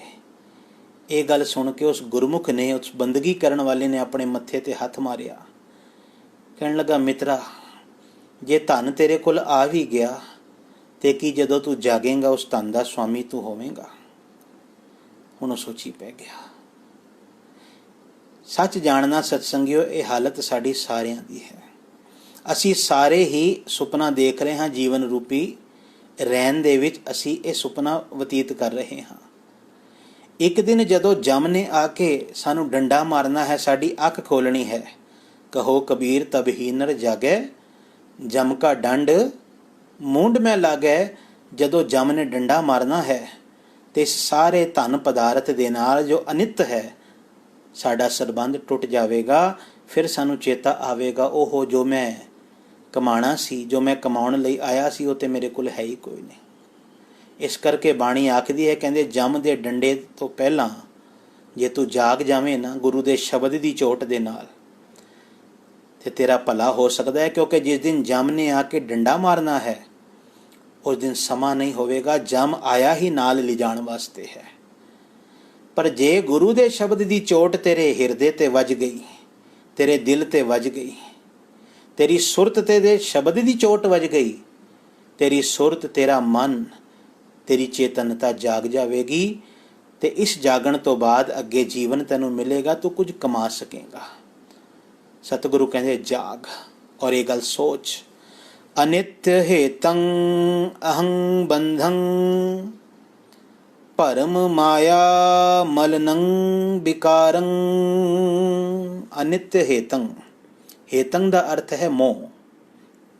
अहं बंधं ਜਿਹੜੇ ਨਿਤ ਨਾ ਰਹਿਣ ਵਾਲੇ ਪਦਾਰਥ ਹਨ, ਉਹਨਾਂ ਪਦਾਰਥਾਂ ਦੇ ਮੋਹ ਦੇ ਕਾਰਨ ਅਹੰ ਬੰਧੰ, ਹਉਮੈ ਦਾ ਬੱਧਾ ਜੀਵ ਮਾਇਆ ਦੇ ਲਈ ਹੀ ਭਟਕਦਾ ਹੈ ਔਰ ਮੈਲੇ ਕਰਮ ਕਰਦਾ ਹੈ। ਅਨਿਤ ਹੇਤੰ ਅਹੰ ਬੰਧੰ, ਭਟਕਦਾ ਹੈ ਤੇ ਇਸ ਪ੍ਰਭਾਵ ਜੀਵ ਕਈ ਪ੍ਰਕਾਰ ਦੇ ਮੰਦੇ ਕਰਮ ਕਰਦਾ ਹੈ। ਉਹਨਾਂ ਮੰਦੇ ਕਰਮਾਂ ਦਾ ਮਨੋਰਥ ਪਤਾ ਹੈ ਕੀ ਹੈ? ਕਿ ਮਾਇਆ ਮੇਰੇ ਕੋਲ ਆ ਜਾਵੇ, ਮੈਨੂੰ ਧਨ ਪਦਾਰਥ ਮਿਲ ਜਾਵੇ, ਮੈਨੂੰ ਮਾਇਆ ਮਿਲਦੀ ਰਵੇ, ਭਾਵੇਂ ਉਹਦੇ ਲਈ ਕਿਤਨੇ ਪਰਪੰਚ ਕਿਉਂ ਨਾ ਕਰਦੇ ਪੈਣ। ਸਤਿਗੁਰੂ ਕਹਿੰਦੇ ਜਾਗ। ਜੇ ਨਹੀਂ ਜਾਗੇਗਾ ਨਾ, ਜੇ ਇਹਨਾਂ ਬੰਧਨਾਂ ਤੋਂ ਨਹੀਂ ਆਪਣੇ ਆਪ ਨੂੰ ਆਜ਼ਾਦ ਕਰਾਵੇਂਗਾ, ਫਿਰ ਪਤਾ ਹੈ ਕੀ ਹੋਵੇਗਾ? ਫਿਰੰਤ ਜੋਨ ਅਨੇਕ ਜਠਰਾਗਨ ਨਹ ਸਿਮਰੰਤ ਮਲੀਨ ਬੁੱਧਿਅੰ। ਜੇ ਨਹੀਂ ਜਾਗਿਆ, ਜੇ ਪ੍ਰਭ ਦੀ ਅਗਨੀ। ਫਿਰੰਤ ਜੋਨ ਅਨੇਕ ਜਠਰਾਗਨ, ਅਨੇਕਾਂ ਜੋਨੀਆਂ ਦੇ ਵਿੱਚ, ਇਹਨਾਂ ਜਠਰ ਦੀਆਂ ਅਗਨੀਆਂ ਦੇ ਵਿੱਚ ਇਹ ਆਤਮਾ ਫਿਰੇਗਾ, ਇਹ ਜੀਵ ਫਿਰੇਗਾ। ਨਹ ਸਿਮਰੰਤ ਮਲੀਨ ਬੁੱਧਿਅੰ, ਸਤਿਗੁਰੂ ਆਖਦੇ ਕਿਉਂਕਿ ਇਹ ਮਲੀਨ ਬੁੱਧੀ ਵਾਲਾ ਜੀਵ ਇਸ ਜੀਵਨ ਦੇ ਵਿੱਚ ਉਸ ਪਰਮਾਤਮਾ ਦਾ ਸਿਮਰਨ ਨਹੀਂ ਕਰ ਰਿਹਾ। ਤੋ ਸੱਚ ਜਾਣਨਾ, ਸਿਮਰਨ ਕਰਾਂਗੇ ਤੇ ਤਰਾਂਗੇ, ਨਹੀਂ ਕਰਾਂਗੇ ਤੇ ਡੁੱਬ ਜਾਵਾਂਗੇ। ਹੇ ਗੋਬਿੰਦ ਕਰਤ ਮਇਆ ਨਾਨਕ ਪਤਿਤ ਉਦਾਹਰਣ ਸਾਧ ਸੰਗ ਮਹਿ। ਤਾਂ ਤੇ ਸਤਿਗੁਰੂ ਕਹਿੰਦੇ ਮੈਂ ਨਾਨਕ, ਹੇ ਗੋਬਿੰਦ ਜੀ, ਤੁਹਾਡੇ ਅੱਗੇ ਬੇਨਤੀ ਕਰਦਾ ਹਾਂ, ਮੈਂ ਤੁਹਾਡੇ ਅੱਗੇ ਅਰਦਾਸ ਕਰਦਾ ਹਾਂ, ਹੇ ਗੋਬਿੰਦ ਕਰਤ ਮਇਆ। ਦੇਖੋ ਦੋ ਸ਼ਬਦ ਗੁਰੂ ਗ੍ਰੰਥ ਸਾਹਿਬ 'ਚ ਆਣਗੇ, ਮਇਆ ਤੇ ਮਾਇਆ। ਬਸ ਇੱਕ ਕੰਨੇ ਦਾ ਫਰਕ ਹੈ ਸਿਰਫ। ਮਾਇਆ ਦਾ ਅਰਥ ਹੈ ਕਿਰਪਾ ਔਰ ਮਾਇਆ ਦਾ ਅਰਥ ਹੈ ਜਿਹਨੂੰ ਅਸੀਂ ਮਾਇਆ ਕਰਕੇ ਜਾਣਦੇ ਹਾਂ, ਉਹ ਤਾਕਤ ਜਿਹੜੀ ਰੱਬ ਨੂੰ ਭੁਲਾ ਦੇਵੇ। ਮਾਇਆ ਤੋਂ ਬਚਣ ਦੇ ਵਾਸਤੇ ਪਰਮਾਤਮਾ ਦੀ ਮਾਇਆ ਦੀ ਜ਼ਰੂਰਤ ਹੈ। ਤੇ ਜੇ ਮਾਇਆ ਸਾਨੂੰ ਅੱਜ ਨਜ਼ਰ ਨਹੀਂ ਆਉਂਦੀ ਨਾ, ਜਿਵੇਂ ਜੀਵਨ ਵਿੱਚ ਧਨ ਨਹੀਂ ਦਿਸਦਾ ਤੇ ਧਨ ਮੰਗਦੇ ਹਾਂ, ਸੰਤਾਨ ਨਹੀਂ ਦਿਸਦੀ ਤੇ ਸੰਤਾਨ ਮੰਗਦੇ ਹਾਂ, ਸੁਖ ਨਹੀਂ ਦਿਸਦਾ ਤੇ ਸੁਖ ਮੰਗਦੇ ਹਾਂ।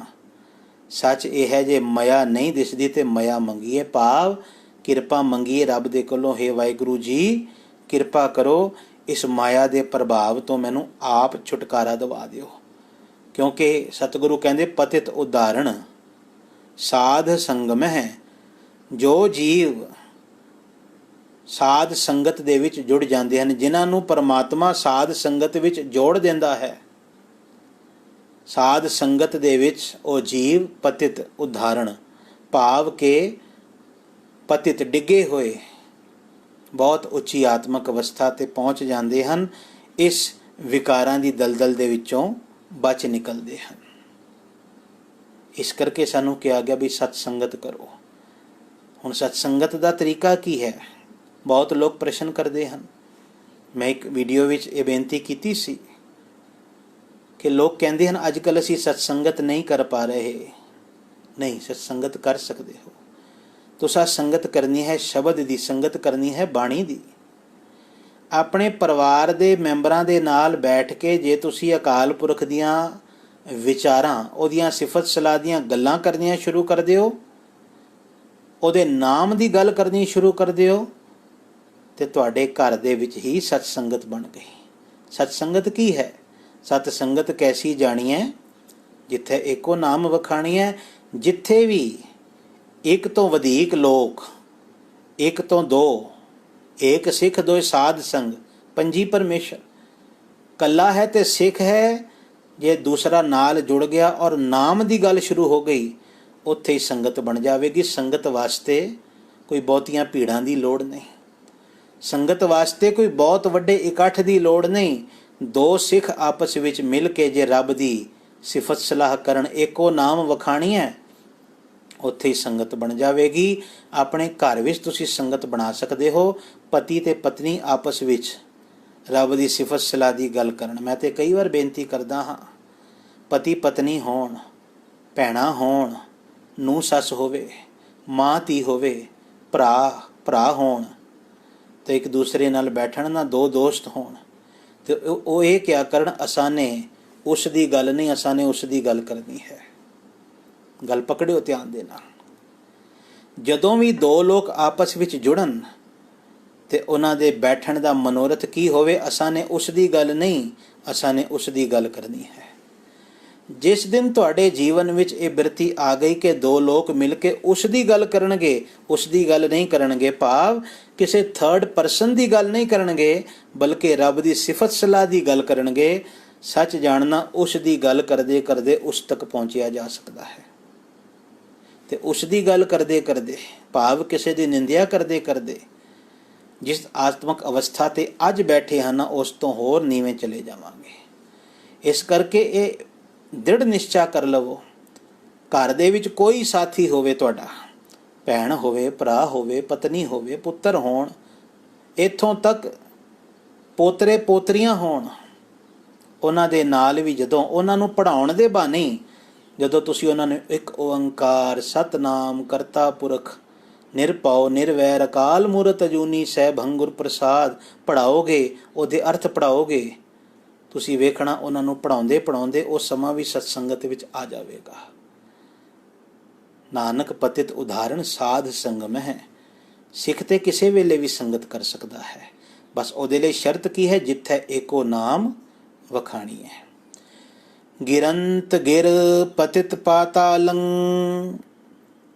ਜਲੰਤ ਦੇ ਦੀਪਯ ਬੈਸਵਾਂਤਰ ਹੈ। ਗਿਰੰਤ ਗਿਰ, ਗਿਰ ਕਹਿੰਦੇ ਹਨ। ਆਪ ਵੇਖੋ, ਗਿਰ ਰਾਰੇ ਨੂੰ ਸਿਹਾਰੀ ਹੈ ਗਿਰੀ, ਜਿਵੇਂ ਹਿਮਗਿਰੀ।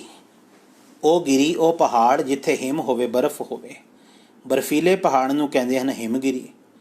ਤੋ ਗਿਰ ਦਾ ਭਾਵ ਹੈ ਪਹਾੜ। ਗਿਰ ਕਿਰਿਆ ਵਾਸਤੇ ਵੀ ਆਉਂਦਾ ਹੈ, ਗਿਰਨਾ ਢਹਿਣਾ। ਗੁਰਬਾਣੀ 'ਚ ਬਹੁਤੀ ਵਾਰ ਢਹਿ ਸ਼ਬਦ ਆਇਆ ਹੈ, ਜਿਵੇਂ ਮੇਲ ਲੈਹੋ ਦਇਆਲ, ਢਹਿ ਪਏ ਦੁਆਰਿਆ। ਗੱਲ ਸਮਝਣਾ ਧਿਆਨ ਦੇ ਨਾਲ। ਗਿਰ ਰਾਰੇ ਨੂੰ ਸਿਹਾਰੀ ਹੋਏਗੀ ਤੇ ਅਰਥ ਹੋਵੇਗਾ ਪਹਾੜ, ਗਿਰੀ। ਸਤਿਗੁਰੂ ਆਖਦੇ ਗਿਰੰਤ ਗਿਰ, ਪਹਾੜ ਤੋਂ ਡਿੱਗ ਕੇ, ਪਤਿਤ ਪਾਤਾਲੰ, ਪਤਿਤ ਦਾ ਭਾਵ ਹੈ ਡਿੱਗ ਜਾਣਾ, ਪੈ ਜਾਣਾ। ਕਿੱਥੇ ਪੈ ਜਾਣਾ? ਪਾਤਾਲ ਵਿੱਚ। ਪਹਾੜ ਤੋਂ ਡਿੱਗ ਕੇ ਪਾਤਾਲ ਵਿੱਚ ਚਲਾ ਗਿਆ।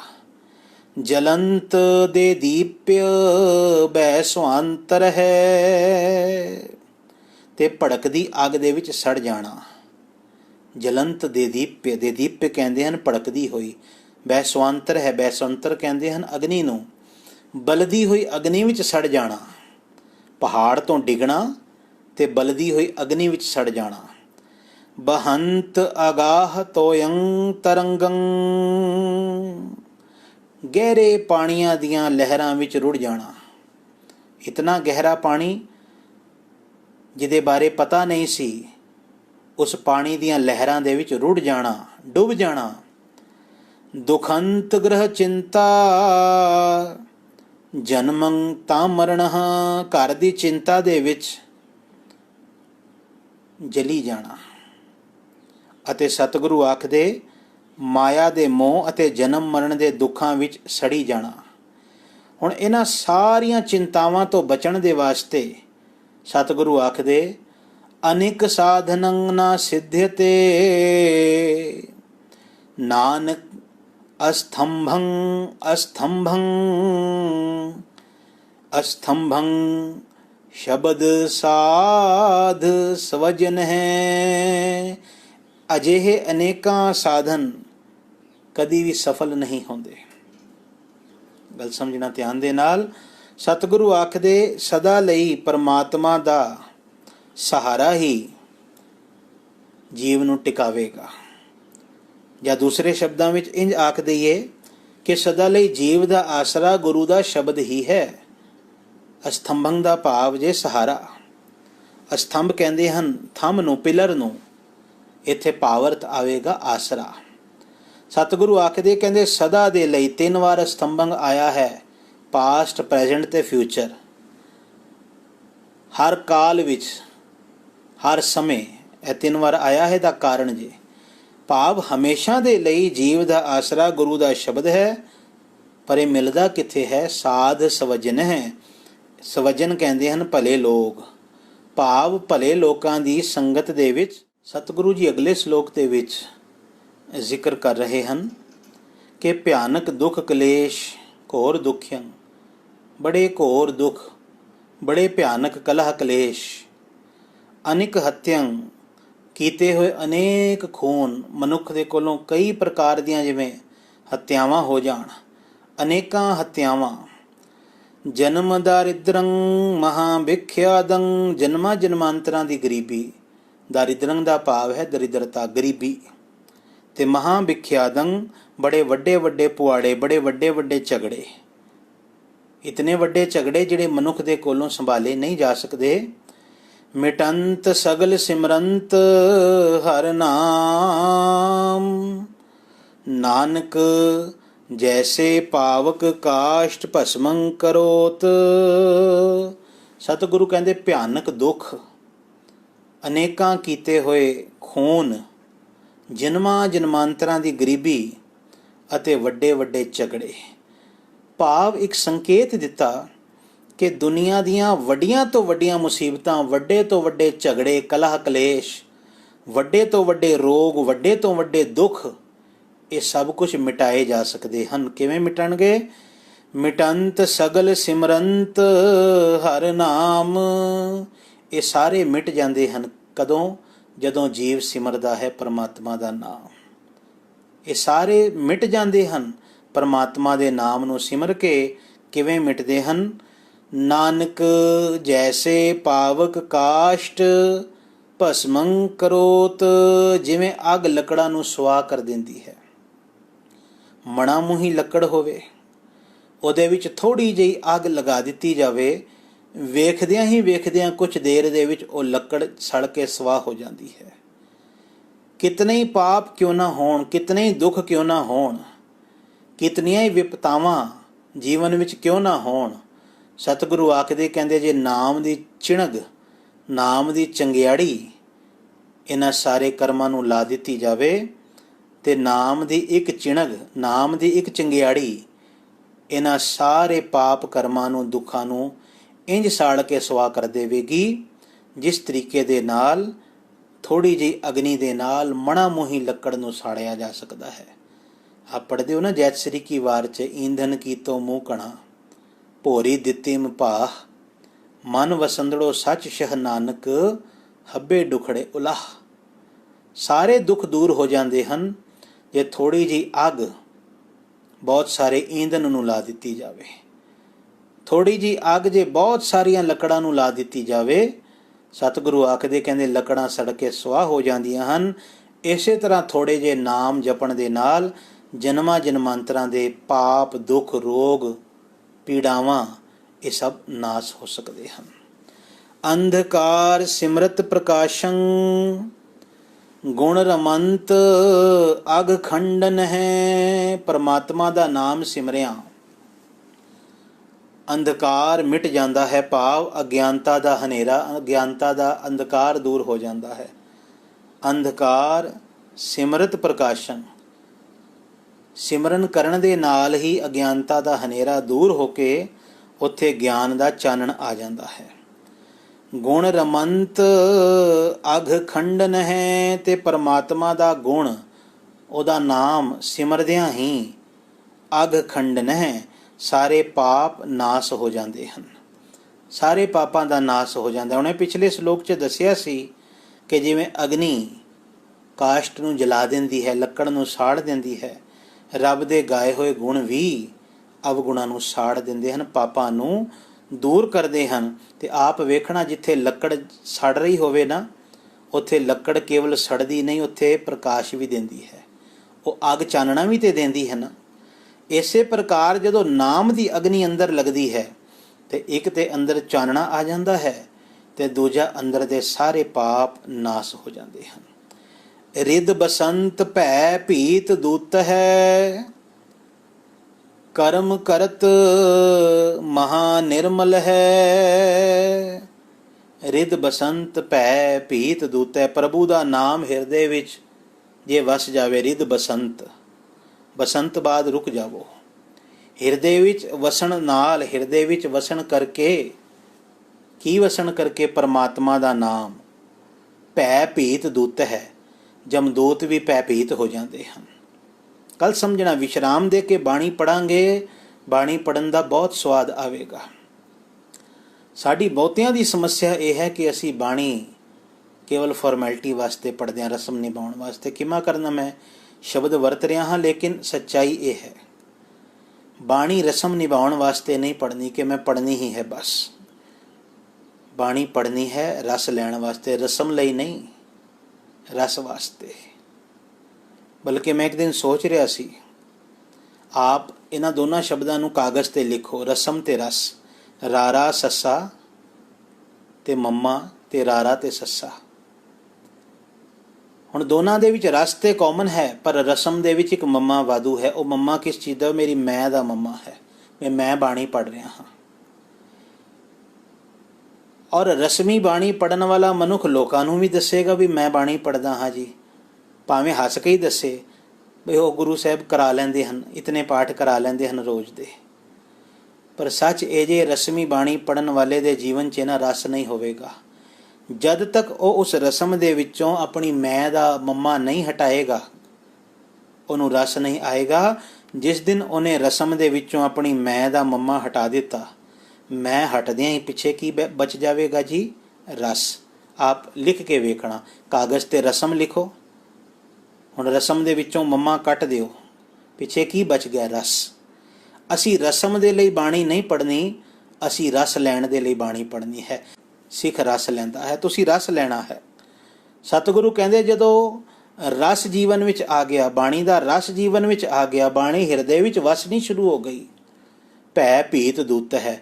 ਉਹ ਜਮਦੂਤ ਜਿਹੜੇ ਲੋਕਾਂ ਨੂੰ ਡਰਾ ਰਹੇ ਸਨ, ਉਹ ਜਮਦੂਤ ਹੁਣ ਉਹਦੇ ਕੋਲੋਂ ਡਰਨਗੇ ਜਿਹਦੇ ਹਿਰਦੇ ਦੇ ਵਿੱਚ ਪਰਮਾਤਮਾ ਦਾ ਨਾਮ ਵਸਦਾ ਹੈ।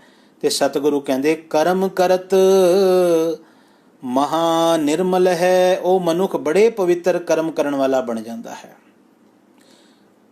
ਨਾਮ ਸਿਮਰਨ ਦਾ ਸਭ ਤੋਂ ਸ੍ਰੇਸ਼ਟ ਕਰਮ ਕਰਨ ਵਾਲਾ ਮਨੁੱਖ ਮਹਾ ਨਿਰਮਲ ਹੈ, ਬਹੁਤ ਨਿਰਮਲ ਬਣ ਜਾਂਦੇ ਹਨ। ਉਹਨਾਂ ਦੀ ਜ਼ਿੰਦਗੀ ਵਿੱਚ ਪਵਿੱਤਰਤਾ ਆ ਜਾਂਦੀ ਹੈ। ਜਨਮ ਮਰਨ ਰਹੰਤ ਸਰੋਤਾ, ਸੁਖ ਸਮੂਹ ਅਮੋਘ ਦਰਸ਼ਨ ਹੈ। ਪ੍ਰਮਾਤਮਾ ਦੀ ਸਿਫਤ ਸਲਾਹ ਸੁਣਨ ਵਾਲੇ ਦਾ ਜਨਮ ਔਰ ਮਰਨ ਦਾ ਗੇੜ ਰਹਿ ਜਾਂਦਾ ਹੈ। ਜਨਮ ਮਰਨ ਰਹੰਤ ਸਰੋਤਾ। ਸਰੋਤਾ ਦਾ ਭਾਵ ਹੈ ਸੁਣਨ ਵਾਲਾ। ਸਰੋਤੇ ਦਾ ਜਨਮ ਔਰ ਮਰਨ ਰਹਿ ਜਾਂਦਾ ਹੈ, ਭਾਵ ਜਿਹੜਾ ਧਿਆਨ ਨਾਲ ਸੁਣਨ ਲੱਗ ਪਵੇ। ਹੁਣ ਸੁਣਨਾ ਵੀ ਰਸਮੀ ਨਹੀਂ ਹੈ। ਸੁਣਨ ਨਾਲ ਰਸ ਆਏਗਾ ਤੇ ਰਸ ਹਿਰਦੇ ਵਿੱਚ ਪ੍ਰਵੇਸ਼ ਕਰੇਗਾ, ਰਸ ਹਿਰਦੇ ਵਿੱਚ ਜਾਏਗਾ। ਤੇ ਜਦੋਂ ਨਾਮ ਦਾ ਰਸ ਹਿਰਦੇ ਵਿੱਚ ਪ੍ਰਵੇਸ਼ ਕਰ ਜਾਏਗਾ ਨਾ, ਯਕੀਨ ਜਾਣਨਾ ਉਸ ਹਿਰਦੇ ਦੇ ਵਿੱਚ ਕੁਝ ਹੋਰ ਆਏਗਾ ਹੀ ਨਹੀਂ, ਬਲਕਿ ਭਟਕਦਾ ਹੋਇਆ ਮਨ ਵੀ ਹਿਰਦੇ ਘਰ ਵਿੱਚ ਆ ਕੇ ਟਿਕ ਜਾਵੇਗਾ। ਤੇ ਜਦੋਂ ਮਨ ਟਿਕ ਗਿਆ, ਮਨ ਮਾਇਆ ਵੱਲ ਨਹੀਂ ਗਿਆ, ਕਰਮ ਪਵਿੱਤਰ ਹੋ ਗਏ, ਫਿਰ ਪਾਤਸ਼ਾਹ ਕਹਿੰਦੇ ਜਨਮ ਮਰਨ ਥੋੜ੍ਹੀ ਵਿਆਪੇਗਾ। ਇਸ ਕਰਕੇ ਜਨਮ ਮਰਨ ਰਹੰਤ ਸਰੋਤਾ, ਸੁਖ ਸਮੂਹ ਅਮੋਘ ਦਰਸ਼ਨ ਹੈ। ਸੁਖ ਸਮੂਹ ਅਮੋਘ ਦਰਸ਼ਨ ਹੈ।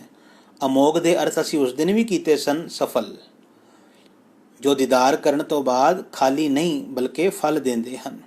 ਪਰਮਾਤਮਾ ਦਾ ਦੀਦਾਰ ਫਲ ਦੇਣ ਤੋਂ ਕਦੀ ਵੀ ਖੁੰਝਦਾ ਨਹੀਂ, ਬਲਕਿ ਪਰਮਾਤਮਾ ਦਾ ਦੀਦਾਰ ਬਹੁਤ ਸਾਰੇ ਸੁੱਖ ਦਿੰਦਾ ਹੈ।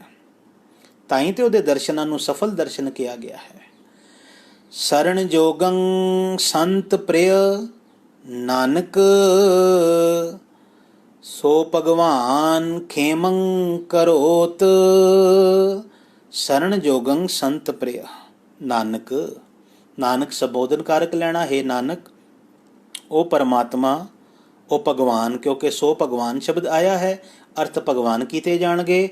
ਉਹ ਭਗਵਾਨ ਜੋ ਆਪਣੇ ਭਗਤਾਂ ਦਾ ਪਿਆਰਾ ਹੈ। ਸੰਤ ਪ੍ਰਿਯ, ਸੰਤਾਂ ਦਾ ਪ੍ਰਿਯ ਹੈ, ਸੰਤਾਂ ਦਾ ਪਿਆਰਾ ਹੈ। ਔਰ ਸ਼ਰਨ ਆਇਆਂ ਦੀ ਮਦਦ ਕਰਨ ਯੋਗ ਹੈ। ਸ਼ਰਨ ਜੋਗੰ, ਸ਼ਰਨ ਜੋਗੰ ਦਾ ਅਰਥ ਹਮੇਸ਼ਾ ਬਾਣੀ 'ਚ ਆਏਗਾ ਬਈ ਜਿਹਦੀ ਸ਼ਰਨ ਵਿੱਚ ਜਾਈਏ ਨਾ ਤੇ ਹਮੇਸ਼ਾ ਮਦਦ ਕਰੇ, ਕਦੀ ਪਿੱਠ ਨਾ ਕਰੇ, कदी जवाब ना देवे भी मैं तेरी मदद नहीं कर सकता, बल्कि ये कहे कि तू जे मेरे कोल आया है तो हुण तेरी चिंता मेरी चिंता है। सच ये जे जदों रब दी शरण विच कोई इस बिरती नाल जांदा है ना, अब हम चली ठाकुर पे हार, जब हम शरण प्रभु की आई राख प्रभु भावें मार। जदों टोटल सरेंडर मोड विच पूर्ण तौर ते समर्पित होके कोई शरण विच आउंदा है, पातशाह कहंदे फिर परमात्मा ऐसी बिरती वाले मनुख दी ना बौड़ी आप करदा है। परमात्मा उन्हां शरण आयां नूं फिर कदी खुआर नहीं करदा, खुआर होण ही नहीं दिंदा, सगों उन्हां दी बांह फड़ लैंदा है। उन्हां नूं आखदा है तू साडी शरण विच आया है, तू मेरी शरण विच आया है ते तेरा शरण विच आया फजूल नहीं होवेगा, तेरा शरण विच आया व्यर्थ नहीं जाएगा। तेरी हुण चिंता मेरी चिंता है। सो भगवान खेमं करोत, ਉਹ ਜਿਹੜਾ ਭਗਵਾਨ ਹੈ, ਖੇਮ ਕਹਿੰਦੇ ਹਨ ਜੀ ਸੁੱਖ ਨੂੰ, ਉਹ ਦੁਖੀਆਂ ਦੇ ਜੀਵਨ ਵਿੱਚ ਵੀ ਸੁੱਖ ਪੈਦਾ ਕਰ ਦਿੰਦਾ ਹੈ। ਆਓ ਇੱਕ ਸ਼ਲੋਕ ਹੋਰ ਕਰਕੇ ਫਿਰ ਸਮਾਪਤੀ ਵੱਲ ਆਈਏ। ਪਾਛੰ ਕਰੋਤ ਅਗਰਣੀ ਵਹਿ, ਨਿਰਾਸੰ ਆਸ ਪੂਰਨ ਹੈ। ਹੁਣ ਜਦੋਂ ਕੋਈ ਪਰਮਾਤਮਾ ਦੀ ਸ਼ਰਨ ਵਿੱਚ ਆ ਜਾਵੇ, ਉਹਦੇ ਅੱਗੇ ਅਰਦਾਸ ਕਰੇ, ਗੁਰੂ ਅਰਜੁਨ ਦੇਵ ਜੀ ਆਖਦੇ, ਕਹਿੰਦੇ ਪਾਛੰ ਕਰੋਤ ਅਗਰਣੀ ਵਹਿ, ਉਹ ਪਰਮਾਤਮਾ ਉਹਨਾਂ ਨੂੰ ਅੱਗੇ ਕਰ ਦਿੰਦਾ ਹੈ ਜਿਹੜੇ ਬਹੁਤ ਪਿੱਛੇ ਚੱਲ ਰਹੇ ਸਨ, ਪਿੱਛੇ ਤੁਰਦੇ ਪਏ ਸਨ, ਜਿਨ੍ਹਾਂ ਨੂੰ ਲੱਗਦਾ ਸੀ ਅਸੀਂ ਕਦੇ ਵੀ ਅੱਗੇ ਨਹੀਂ ਵੱਧ ਸਕਦੇ। ਮੈਂ ਤੇ ਕਈ ਵਾਰ ਵੇਖਦਾ ਹਾਂ, ਸੰਗਤ ਦੇ ਵਿੱਚ ਵਿਚਰਨ ਦਾ ਮੌਕਾ ਮਿਲਦਾ ਹੈ ਨਾ, ਤੇ ਸੰਗਤ ਦੇ ਵਿੱਚ ਦੇਖੋ ਦੋ ਪ੍ਰਕਾਰ ਦੇ ਤੁਹਾਨੂੰ ਆਮ ਤੌਰ ਤੇ ਲੋਕ ਮਿਲਣਗੇ। ਇੱਕ ਉਹ ਜਿਹੜੇ ਕੀਰਤਨ ਪਾਠ ਵਿੱਚ ਬਹੁਤ ਅੱਗੇ ਅੱਗੇ ਹਨ, ਹਰ ਚੀਜ਼ ਵਿੱਚ ਅੱਗੇ ਅੱਗੇ ਰਹਿਣਗੇ, ਅੱਗੇ ਅੱਗੇ ਉਹਨਾਂ ਨੂੰ ਮਾਲਕ ਨੇ ਬਖਸ਼ਿਸ਼ ਕੀਤੀ ਹੋਈ। ਤੇ ਇਹਦੇ ਵਿੱਚ ਵੀ ਦੋ ਬਿਰਤੀਆਂ ਹਨ। ਇੱਕ ਉਹ ਜਿਹੜੇ ਅੱਗੇ ਹੀ ਰਹਿਣਾ ਚਾਹੁੰਦੇ ਹਨ, ਹੋਰ ਕਿਸੇ ਨੂੰ ਅੱਗੇ ਆਣ ਨਹੀਂ ਦੇਣਾ ਚਾਹੁੰਦੇ, ਤੇ ਇੱਕ ਉਹ ਜਿਹੜੇ ਅੱਗੇ ਆ ਕੇ ਇਹ ਚਾਹੁੰਦੇ ਹਨ ਬਈ ਜਿਵੇਂ ਅਸੀਂ ਅੱਗੇ ਆਏ ਹਾਂ ਦੂਸਰੇ ਵੀ ਅੱਗੇ ਆ ਜਾਣ। ਇਹ ਚੀਜ਼ ਵੇਖਣਾ, ਤੁਸੀਂ ਅਗਰ ਸੰਗਤ ਵਿੱਚ ਆਉਂਦੇ ਹੋ ਤੇ ਇਸ ਬਿਰਤੀ ਨੂੰ ਵੇਖਣਾ ਵੀ ਮੇਰੇ ਅੰਦਰ ਕਿਹੜੀ ਬਿਰਤੀ ਹੈ। ਕੀ ਮੈਂ ਸਭ ਤੋਂ ਅੱਗੇ ਹਾਂ ਤੇ ਮੈਂ ਹੀ ਅੱਗੇ ਰਹਿਣਾ ਚਾਹੁੰਦਾ ਹਾਂ, ਜਾਂ ਕੋਈ ਮੇਰੇ ਤੋਂ ਅੱਗੇ ਨਿਕਲੇ ਤੇ ਮੈਨੂੰ ਕੋਈ ਕਿਸੇ ਪ੍ਰਕਾਰ ਦੀ ਮਨ ਵਿੱਚ ਚਿੰਤਾ ਨਹੀਂ ਹੁੰਦੀ। ਤੇ ਇੱਕ ਬਿਰਤੀ ਐਸੀ ਹੈ, ਇੱਕ ਤੇ ਉਹ ਹਨ ਨਾ ਜਿਹੜੇ ਅੱਗੇ ਹਨ। ਹੁਣ ਅੱਗੇ ਵਿੱਚ ਵੀ ਦੋ ਪ੍ਰਕਾਰ ਦੇ ਹਨ, ਜਿਹੜੇ ਅੱਗੇ ਰਹਿਣਾ ਚਾਹੁੰਦੇ ਹਨ, ਕਿਸੇ ਨੂੰ ਅੱਗੇ ਆਣ ਨਹੀਂ ਦੇਣਾ ਚਾਹੁੰਦੇ, ਤੇ ਨਾਲ ਇੱਕ ਅੱਗੇ ਉਹ ਹਨ ਜਿਹੜੇ ਚਾਹੁੰਦੇ ਨੇ ਜਿਵੇਂ ਅਸੀਂ ਆ ਗਏ ਅੱਗੇ, ਮਾਲਕ ਨੇ ਸਾਡੇ ਤੇ ਕਿਰਪਾ ਕੀਤੀ, ਬਾਕੀ ਵੀ ਆ ਜਾਣ ਅੱਗੇ। ਪਰ ਇੱਕ ਬਿਰਤੀ ਉਹ ਹੈ ਜਿਹੜੇ ਵਿਚਾਰੇ ਸੰਗਤ ਵਿੱਚ ਆਉਂਦੇ ਹਨ, ਕੇਵਲ ਸਰੋਤੇ ਬਣੇ ਰਹਿੰਦੇ ਹਨ ਸਾਰੀ ਜ਼ਿੰਦਗੀ। ਪਰ ਜੇ ਕਦੀ ਮਾਲਕ ਉਹਨਾਂ ਦੇ ਉੱਤੇ ਵੀ ਕਿਰਪਾ ਕਰ ਦੇਵੇ ਨਾ, ਮੈਂ ਆਪਣੀਆਂ ਅੱਖਾਂ ਦੇ ਨਾਲ ਇਹ ਚੀਜ਼ ਵੇਖੀ ਆਪਣੇ ਪ੍ਰਚਾਰਕ ਜੀਵਨ ਵਿੱਚ।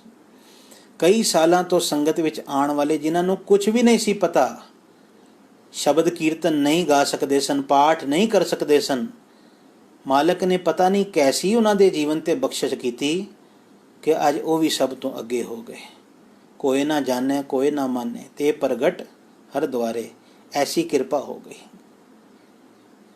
ਇਹ ਤੇ ਪਰਮਾਤਮਾ ਦੀ ਖੇਡ ਹੈ। ਇਹ ਤੇ ਉਹਦੇ ਲਈ ਬਹੁਤ ਛੋਟੀ ਜਿਹੀ ਗੱਲ ਹੈ ਕਿ ਪਾਛੰ ਕਰੋਤ ਅਗਰਣੀ ਵਹਿ।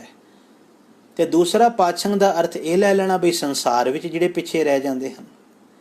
ਇੱਕ ਭਰਾ ਬਹੁਤ ਅੱਗੇ ਨਿਕਲ ਗਿਆ, ਇੱਕ ਬਹੁਤ ਪਿੱਛੇ ਰਹਿ ਗਿਆ, ਦੋਨਾਂ ਦੇ ਵਿੱਚ ਬਹੁਤ ਵੱਡਾ ਪਾੜਾ ਪੈ ਗਿਆ, ਬੜੀ ਵਿੱਥ ਪੈ ਗਈ। ਹੁਣ ਪਿੱਛੇ ਵਾਲਾ ਸੋਚਦਾ ਵੀ ਮੈਂ ਤੇ ਗਰੀਬ ਜਿਹਾ ਹਾਂ, ਮੈਂ ਤੇ ਪਿੱਛੇ ਰਹਿ ਗਿਆ, ਮੈਂ ਆਪਣੇ ਉਸ ਭਰਾ ਦੀ ਬਰਾਬਰੀ ਕਿਵੇਂ ਕਰ ਸਕਦਾ ਹਾਂ।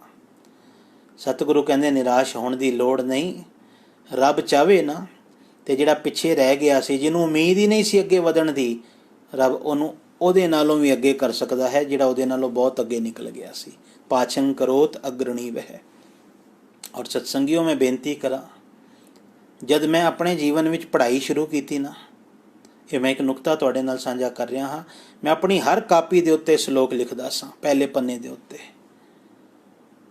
ਔਰ ਹਰ ਵਾਰ ਕਾਪੀ ਖੋਲ੍ਹਣ ਤੋਂ ਪਹਿਲਾਂ, ਪੜ੍ਹਾਈ ਕਰਨ ਤੋਂ ਪਹਿਲਾਂ, ਹਰ ਸਬਜੈਕਟ ਨੂੰ ਪੜ੍ਹਨ ਤੋਂ ਪਹਿਲਾਂ ਇਹ ਸ਼ਲੋਕ, ਕਿਉਂਕਿ ਪਹਿਲੇ ਪੰਨੇ 'ਤੇ ਆਉਂਦਾ ਸੀ, ਲਿਖਦਾ ਸੀ ਖੁਦ ਹੱਥ ਦੇ ਨਾਲ। ਮਾਲਕ ਯਕੀਨ ਜਾਣਨਾ ਇਤਨਾ ਦਿਆਲੂ ਹੈ, ਜਿਹਨੂੰ ਕੁਝ ਵੀ ਨਹੀਂ ਆਉਂਦਾ ਨਾ, ਉਹਨੂੰ ਬਹੁਤ ਕੁਝ ਆਪਣੇ ਦਰ ਤੋਂ ਉਹ ਮਾਲਕ ਬਖਸ਼ ਦਿੰਦਾ ਹੈ, ਨਿਵਾਸ ਦਿੰਦਾ ਹੈ, ਕਿਉਂਕਿ ਰੱਬ ਦੀ ਇਹ ਕਿਰਪਾ ਹੈ। ਪਾਛੰ ਕਰੋਤ ਅਗਰਣੀ ਵਹਿ। ਨਿਰਾਸੰ ਆਸ ਪੂਰਨ ਹੈ। ਨਿਆਸਰਿਆਂ ਦੀ, ਜਿਹੜੇ ਨਿਰਾਸੇ ਹਨ ਨਾ, ਉਹਨਾਂ ਦੀਆਂ ਸਾਰੀਆਂ ਆਸਾਵਾਂ ਨੂੰ ਪਰਮਾਤਮਾ ਪੂਰਾ ਕਰ ਦਿੰਦਾ ਹੈ। ਜਿਨ੍ਹਾਂ ਨੂੰ ਲੱਗਦਾ ਸੀ ਵੀ ਸਾਡੀ ਕੋਈ ਆਸ ਪੂਰੀ ਨਹੀਂ ਹੋਵੇਗੀ, ਨਹੀਂ, ਪਰਮਾਤਮਾ ਤੇ ਭਰੋਸਾ ਰੱਖੋ, ਉਹ ਨਿਰਾਸ਼ਾ ਦੀ ਆਸ ਵੀ ਪੂਰੀ ਕਰਨ ਵਾਲਾ ਹੈ। ਨਿਰਧਨ ਭਯੰ ਧਨਵੰਤ ਹੈ। ਉਹਦੀ ਕਿਰਪਾ ਦੇ ਨਾਲ ਜੋ ਨਿਰਧਨ ਹੈ, ਧਨਹੀਣ ਹੈ, ਕੰਗਾਲ ਹੈ, ਉਹ ਵੀ ਧਨਵਾਨ ਬਣ ਜਾਂਦਾ ਹੈ। ਹੁਣ ਇਹ ਭਾਵੇਂ ਸੰਸਾਰ ਦਾ ਧਨ ਹੋਵੇ ਤੇ ਭਾਵੇਂ ਨਾਮ ਦਾ ਧਨ ਹੋਵੇ। ਆਪ ਵੇਖਣਾ, ਸੰਸਾਰ ਦੇ ਵਿੱਚ ਪਰਮਾਤਮਾ ਨੇ ਦੋਨਾਂ ਦੇ ਵਿੱਚੋਂ ਨਾ ਇੱਕ ਧਨ ਤੇ ਦਿੱਤਾ ਹੀ ਹੋਵੇਗਾ। ਜੇ ਕਿਸੇ ਕੋਲ ਨਾਮ ਦਾ ਧਨ ਨਹੀਂ ਨਾ, ਤੇ ਉਹਦੇ ਕੋਲ ਬਾਹਰਲਾ ਧਨ ਬਹੁਤ ਹੋਵੇਗਾ। ਜੇ ਕਿਸੇ ਕੋਲ ਬਾਹਰਲਾ ਧਨ ਘੱਟ ਹੈ ਤੇ ਉਹਦੇ ਕੋਲ ਨਾਮ ਦਾ ਧਨ ਵੱਧ ਹੋਵੇਗਾ। ਰੱਬ ਨੇ ਕਿਸੇ ਨੂੰ ਵੀ ਧਨ ਤੋਂ ਵਾਂਝਾ ਨਹੀਂ ਰੱਖਿਆ। ਜਿਸ ਜੀਵ ਦੇ ਲਈ ਜਿਹੜਾ ਧਨ ਪਰਫੈਕਟ ਸੀ, ਜਿਹੜਾ ਧਨ ਯੋਗ ਸੀ, ਰੱਬ ਨੇ ਉਸ ਨੂੰ ਉਹ ਧਨ ਦੇ ਦਿੱਤਾ। ਨਿਰਧਨ ਤੇ ਕਿਸੇ ਨੂੰ ਵੀ ਨਹੀਂ ਰੱਖਿਆ। ਕਿਸੇ ਨੂੰ ਗੁਣਾਂ ਦਾ ਧਨ ਦਿੱਤਾ, ਕਿਸੇ ਨੂੰ ਸੁੰਦਰਤਾ ਦਾ ਧਨ ਦਿੱਤਾ, ਕਿਸੇ ਨੂੰ ਗਿਆਨ ਦਾ ਧਨ ਦਿੱਤਾ, ਕਿਸੇ ਨੂੰ ਸੰਸਾਰਕ ਧਨ ਦਿੱਤਾ। ਖਾਲੀ ਕਿਸੇ ਨੂੰ ਵੀ ਨਹੀਂ ਰੱਖਿਆ। ਇਹ ਤੇ ਦ੍ਰਿਸ਼ਟੀ ਹੈ ਸਾਡੀ ਵੀ ਅਸੀਂ ਕੀ ਵੇਖ ਰਹੇ ਹਾਂ, ਕੀ ਸਮਝ ਰਹੇ ਹਾਂ। ਪਰ ਫਿਰ ਵੀ ਪਾਤਸ਼ਾਹ ਕਹਿੰਦੇ ਜੇ ਕੋਈ ਨਿਰਧਨ ਹੈ, ਨਿਰਧਨ ਵੀ ਭਯੰ ਧਨਵੰਤ ਹੈ, ਉਹ ਧਨਵਾਨ ਬਣ ਜਾਂਦਾ ਹੈ। ਰੋਗੀਆਂ ਰੋਗ ਖੰਡਨ ਹੈ। ਤੇ ਮਾਲਕ ਪਰਮਾਤਮਾ ਰੋਗੀਆਂ ਦਾ ਰੋਗ ਵੀ ਨਾਸ਼ ਕਰਨ ਵਾਲਾ ਹੈ। ਰੋਗੀਆਂ ਦੇ ਰੋਗ ਨਾਸ਼ ਕਰ ਦਿੰਦਾ ਹੈ। ਇਹ ਤੇ ਸਾਡੀ ਹੁਣ ਭਾਵਨਾ ਸੀ ਨਾ, ਅਸੀਂ ਕਿਸ ਭਾਵਨਾ ਨਾਲ ਉਹਦੇ ਅੱਗੇ ਰਜ਼ੋਈ ਅਰਦਾਸ ਕੀਤੀ। ਭਗਤਿੰ ਭਗਤ ਦਾਨੰ ਰਾਮ ਨਾਮ ਗੁਣ ਕੀਰਤਨ ਹੈ। ਆਪਣੇ ਭਗਤਾਂ ਨੂੰ ਪਰਮਾਤਮਾ ਆਪਣੀ ਭਗਤੀ ਦਾ, ਨਾਮ ਦਾ ਅਤੇ ਗੁਣਾਂ ਦਾ, ਆਪਣੀ ਸਿਫਤ ਸਲਾਹ ਦਾ ਦਾਨ ਵੀ ਦੇਣ ਵਾਲਾ ਹੈ। ਭਗਤਿੰ ਭਗਤਾਂ ਨੂੰ ਭਗਤ ਦਾਨੰ ਭਗਤੀ ਦਾ ਦਾਨ ਦਿੰਦਾ ਹੈ। ਆਪਣੇ ਨਾਮ ਦਾ, ਆਪਣੇ ਗੁਣਾਂ ਦਾ, ਆਪਣੀ ਸਿਫਤ ਸਲਾਹ ਦਾ ਦਾਨ ਪਰਮਾਤਮਾ ਦਿੰਦਾ ਹੈ। ਪਾਤਸ਼ਾਹ ਕਹਿੰਦੇ ਪਰਮਾਤਮਾ ਪਤਾ ਕੈਸਾ ਹੈ? ਪਾਰ ਬ੍ਰਹਮ ਪੁਰਖ ਦਾਤਾਰ ਹੈ। ਨਾਨਕ ਗੁਰ ਸੇਵਾ ਕਿੰਗ ਨਾ ਲੱਭਯਤੇ। ਪਰਮਾਤਮਾ ਜੋ ਹੈ ਉਹ ਸਰਬ ਵਿਆਪਕ ਹੈ, ਪੁਰਖ, ਔਰ ਦਾਤਾਰ ਹੈ। ਦਾਤਾਰੇ ਦਾ ਭਾਵ ਹੈ ਦਾਤਾਂ ਦੇਣ ਵਾਲਾ। ਸਰਬ ਵਿਆਪਕ ਪਰਮਾਤਮਾ ਸਾਰਿਆਂ ਨੂੰ ਦਾਤਾਂ ਦੇਣ ਵਾਲਾ ਹੈ। ਸਤਿਗੁਰੂ ਕਹਿੰਦੇ ਹੇ ਨਾਨਕ ਗੁਰ ਸੇਵਾ, ਗੁਰੂ ਦੀ ਸੇਵਾ ਕਰਕੇ ਕਿੰਗ ਨਾ ਲੱਭਯਤੇ। ਹੁਣ ਇਹ ਨਹੀਂ ਕਿਹਾ ਬਈ ਇਹ ਮਿਲੇਗਾ, ਇਹ ਮਿਲੇਗਾ, ਇਹ ਮਿਲੇਗਾ ਜੇ ਸੇਵਾ ਕਰੇਗਾ। ਗੱਲ ਹੀ ਮੁਕਾ ਦਿੱਤੀ। ਸਤਿਗੁਰੂ ਕਹਿੰਦੇ ਨਾਨਕ ਗੁਰ ਸੇਵਾ ਕਿੰਗ ਨਾ ਲੱਭਯਤੇ। ਉਚਾਰਨ ਹੈ ਕਿੰਗ, ਇਹਨੂੰ ਕਿੰਗ ਨਹੀਂ ਪੜ੍ਹਨਾ, ਕਿੰਗ। ਨਾਨਕ ਗੁਰ ਸੇਵਾ ਕਿੰਗ ਨਾ ਲੱਭਯਤੇ। ਦੱਸ ਤੇ ਸਹੀ ਗੁਰੂ ਦੀ ਸੇਵਾ ਨਾਲ ਕੀ ਨਹੀਂ ਮਿਲਦਾ। ਇਹ ਵਿਸ਼ਵਾਸ ਹੈ ਸਿੱਖ ਦਾ। ਸਿੱਖ ਗੁਰੂ ਕੋਲ ਆ ਕੇ ਇਹ ਨਹੀਂ ਕਹਿੰਦਾ ਪਾਤਸ਼ਾਹ ਤੇਰੀ ਸੇਵਾ ਕਰਾਂਗਾ ਤੇ ਮੈਨੂੰ ਇਹ ਮਿਲੇਗਾ, ਬਲਕਿ ਸੇਵਾ ਕਰਨ ਤੋਂ ਬਾਅਦ ਮਨ 'ਚ ਜਜ਼ਬਾ ਹੈ ਕਿ ਸੇਵਾ ਕਰਨ ਦੇ ਨਾਲ ਕੀ ਕੁਝ ਨਹੀਂ ਮਿਲਦਾ। ਸਾਚੇ ਸਾਹਿਬਾ ਕਿਆ ਨਹੀਂ, ਘਰ ਤੇਰਾ, ਘਰ ਤਾਂ ਤੇਰਾ, ਸਭ ਕੁਛ ਹੈ, ਪਰ ਸ਼ਰਤ ਕੀ ਹੈ? ਜਿਸ ਦੇਹ ਸੋ ਪਾਵੇ। ਇਹ ਗੱਲ ਸਮਝਣਾ। ਗੁਰੂ ਦੀ ਸੇਵਾ ਕਰੀ ਜਾਈਏ, ਪਰਮਾਤਮਾ ਦਾ ਸਿਮਰਨ ਕਰੀ ਜਾਈਏ, ਉਹਦੀ ਭਗਤੀ ਕਰੀ ਜਾਈਏ। ਸਤਿਗੁਰੂ ਕਹਿੰਦੇ ਨਾਨਕ ਗੁਰ ਸੇਵਾ ਕਿੰਗ ਨਾ ਲੱਭਯਤੇ।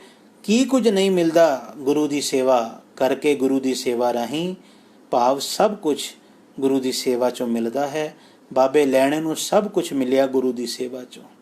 ਬਾਬੇ ਅਮਰਦਾਸ ਨੂੰ ਸਭ ਕੁਝ ਮਿਲਿਆ ਗੁਰੂ ਦੀ ਸੇਵਾ ਤੋਂ। ਗੁਰਸਿੱਖਾਂ ਨੂੰ ਸਭ ਕੁਝ ਮਿਲਦਾ ਹੈ ਗੁਰੂ ਦੀ ਸੇਵਾ ਚੋਂ। ਅੱਜ ਇਤਨੇ ਹੀ ਬਚਨ ਪ੍ਰਵਾਨ ਕਰਨੇ। ਵਿਚਾਰਾਂ ਕਰਦਿਆਂ ਹੋਈਆਂ ਭੁੱਲਾਂ ਦੀ ਖਿਮਾ। ਆਓ ਅਦਬ ਸਤਿਕਾਰ ਪ੍ਰੇਮ ਸਹਿਤ ਗੁਰੂ ਬਖਸ਼ੀ ਫਤਿਹ ਦੀ ਸਾਂਝ ਪਾਵੋ। ਵਾਹਿਗੁਰੂ ਜੀ ਕਾ ਖਾਲਸਾ, ਵਾਹਿਗੁਰੂ ਜੀ ਕੀ ਫਤਿਹ।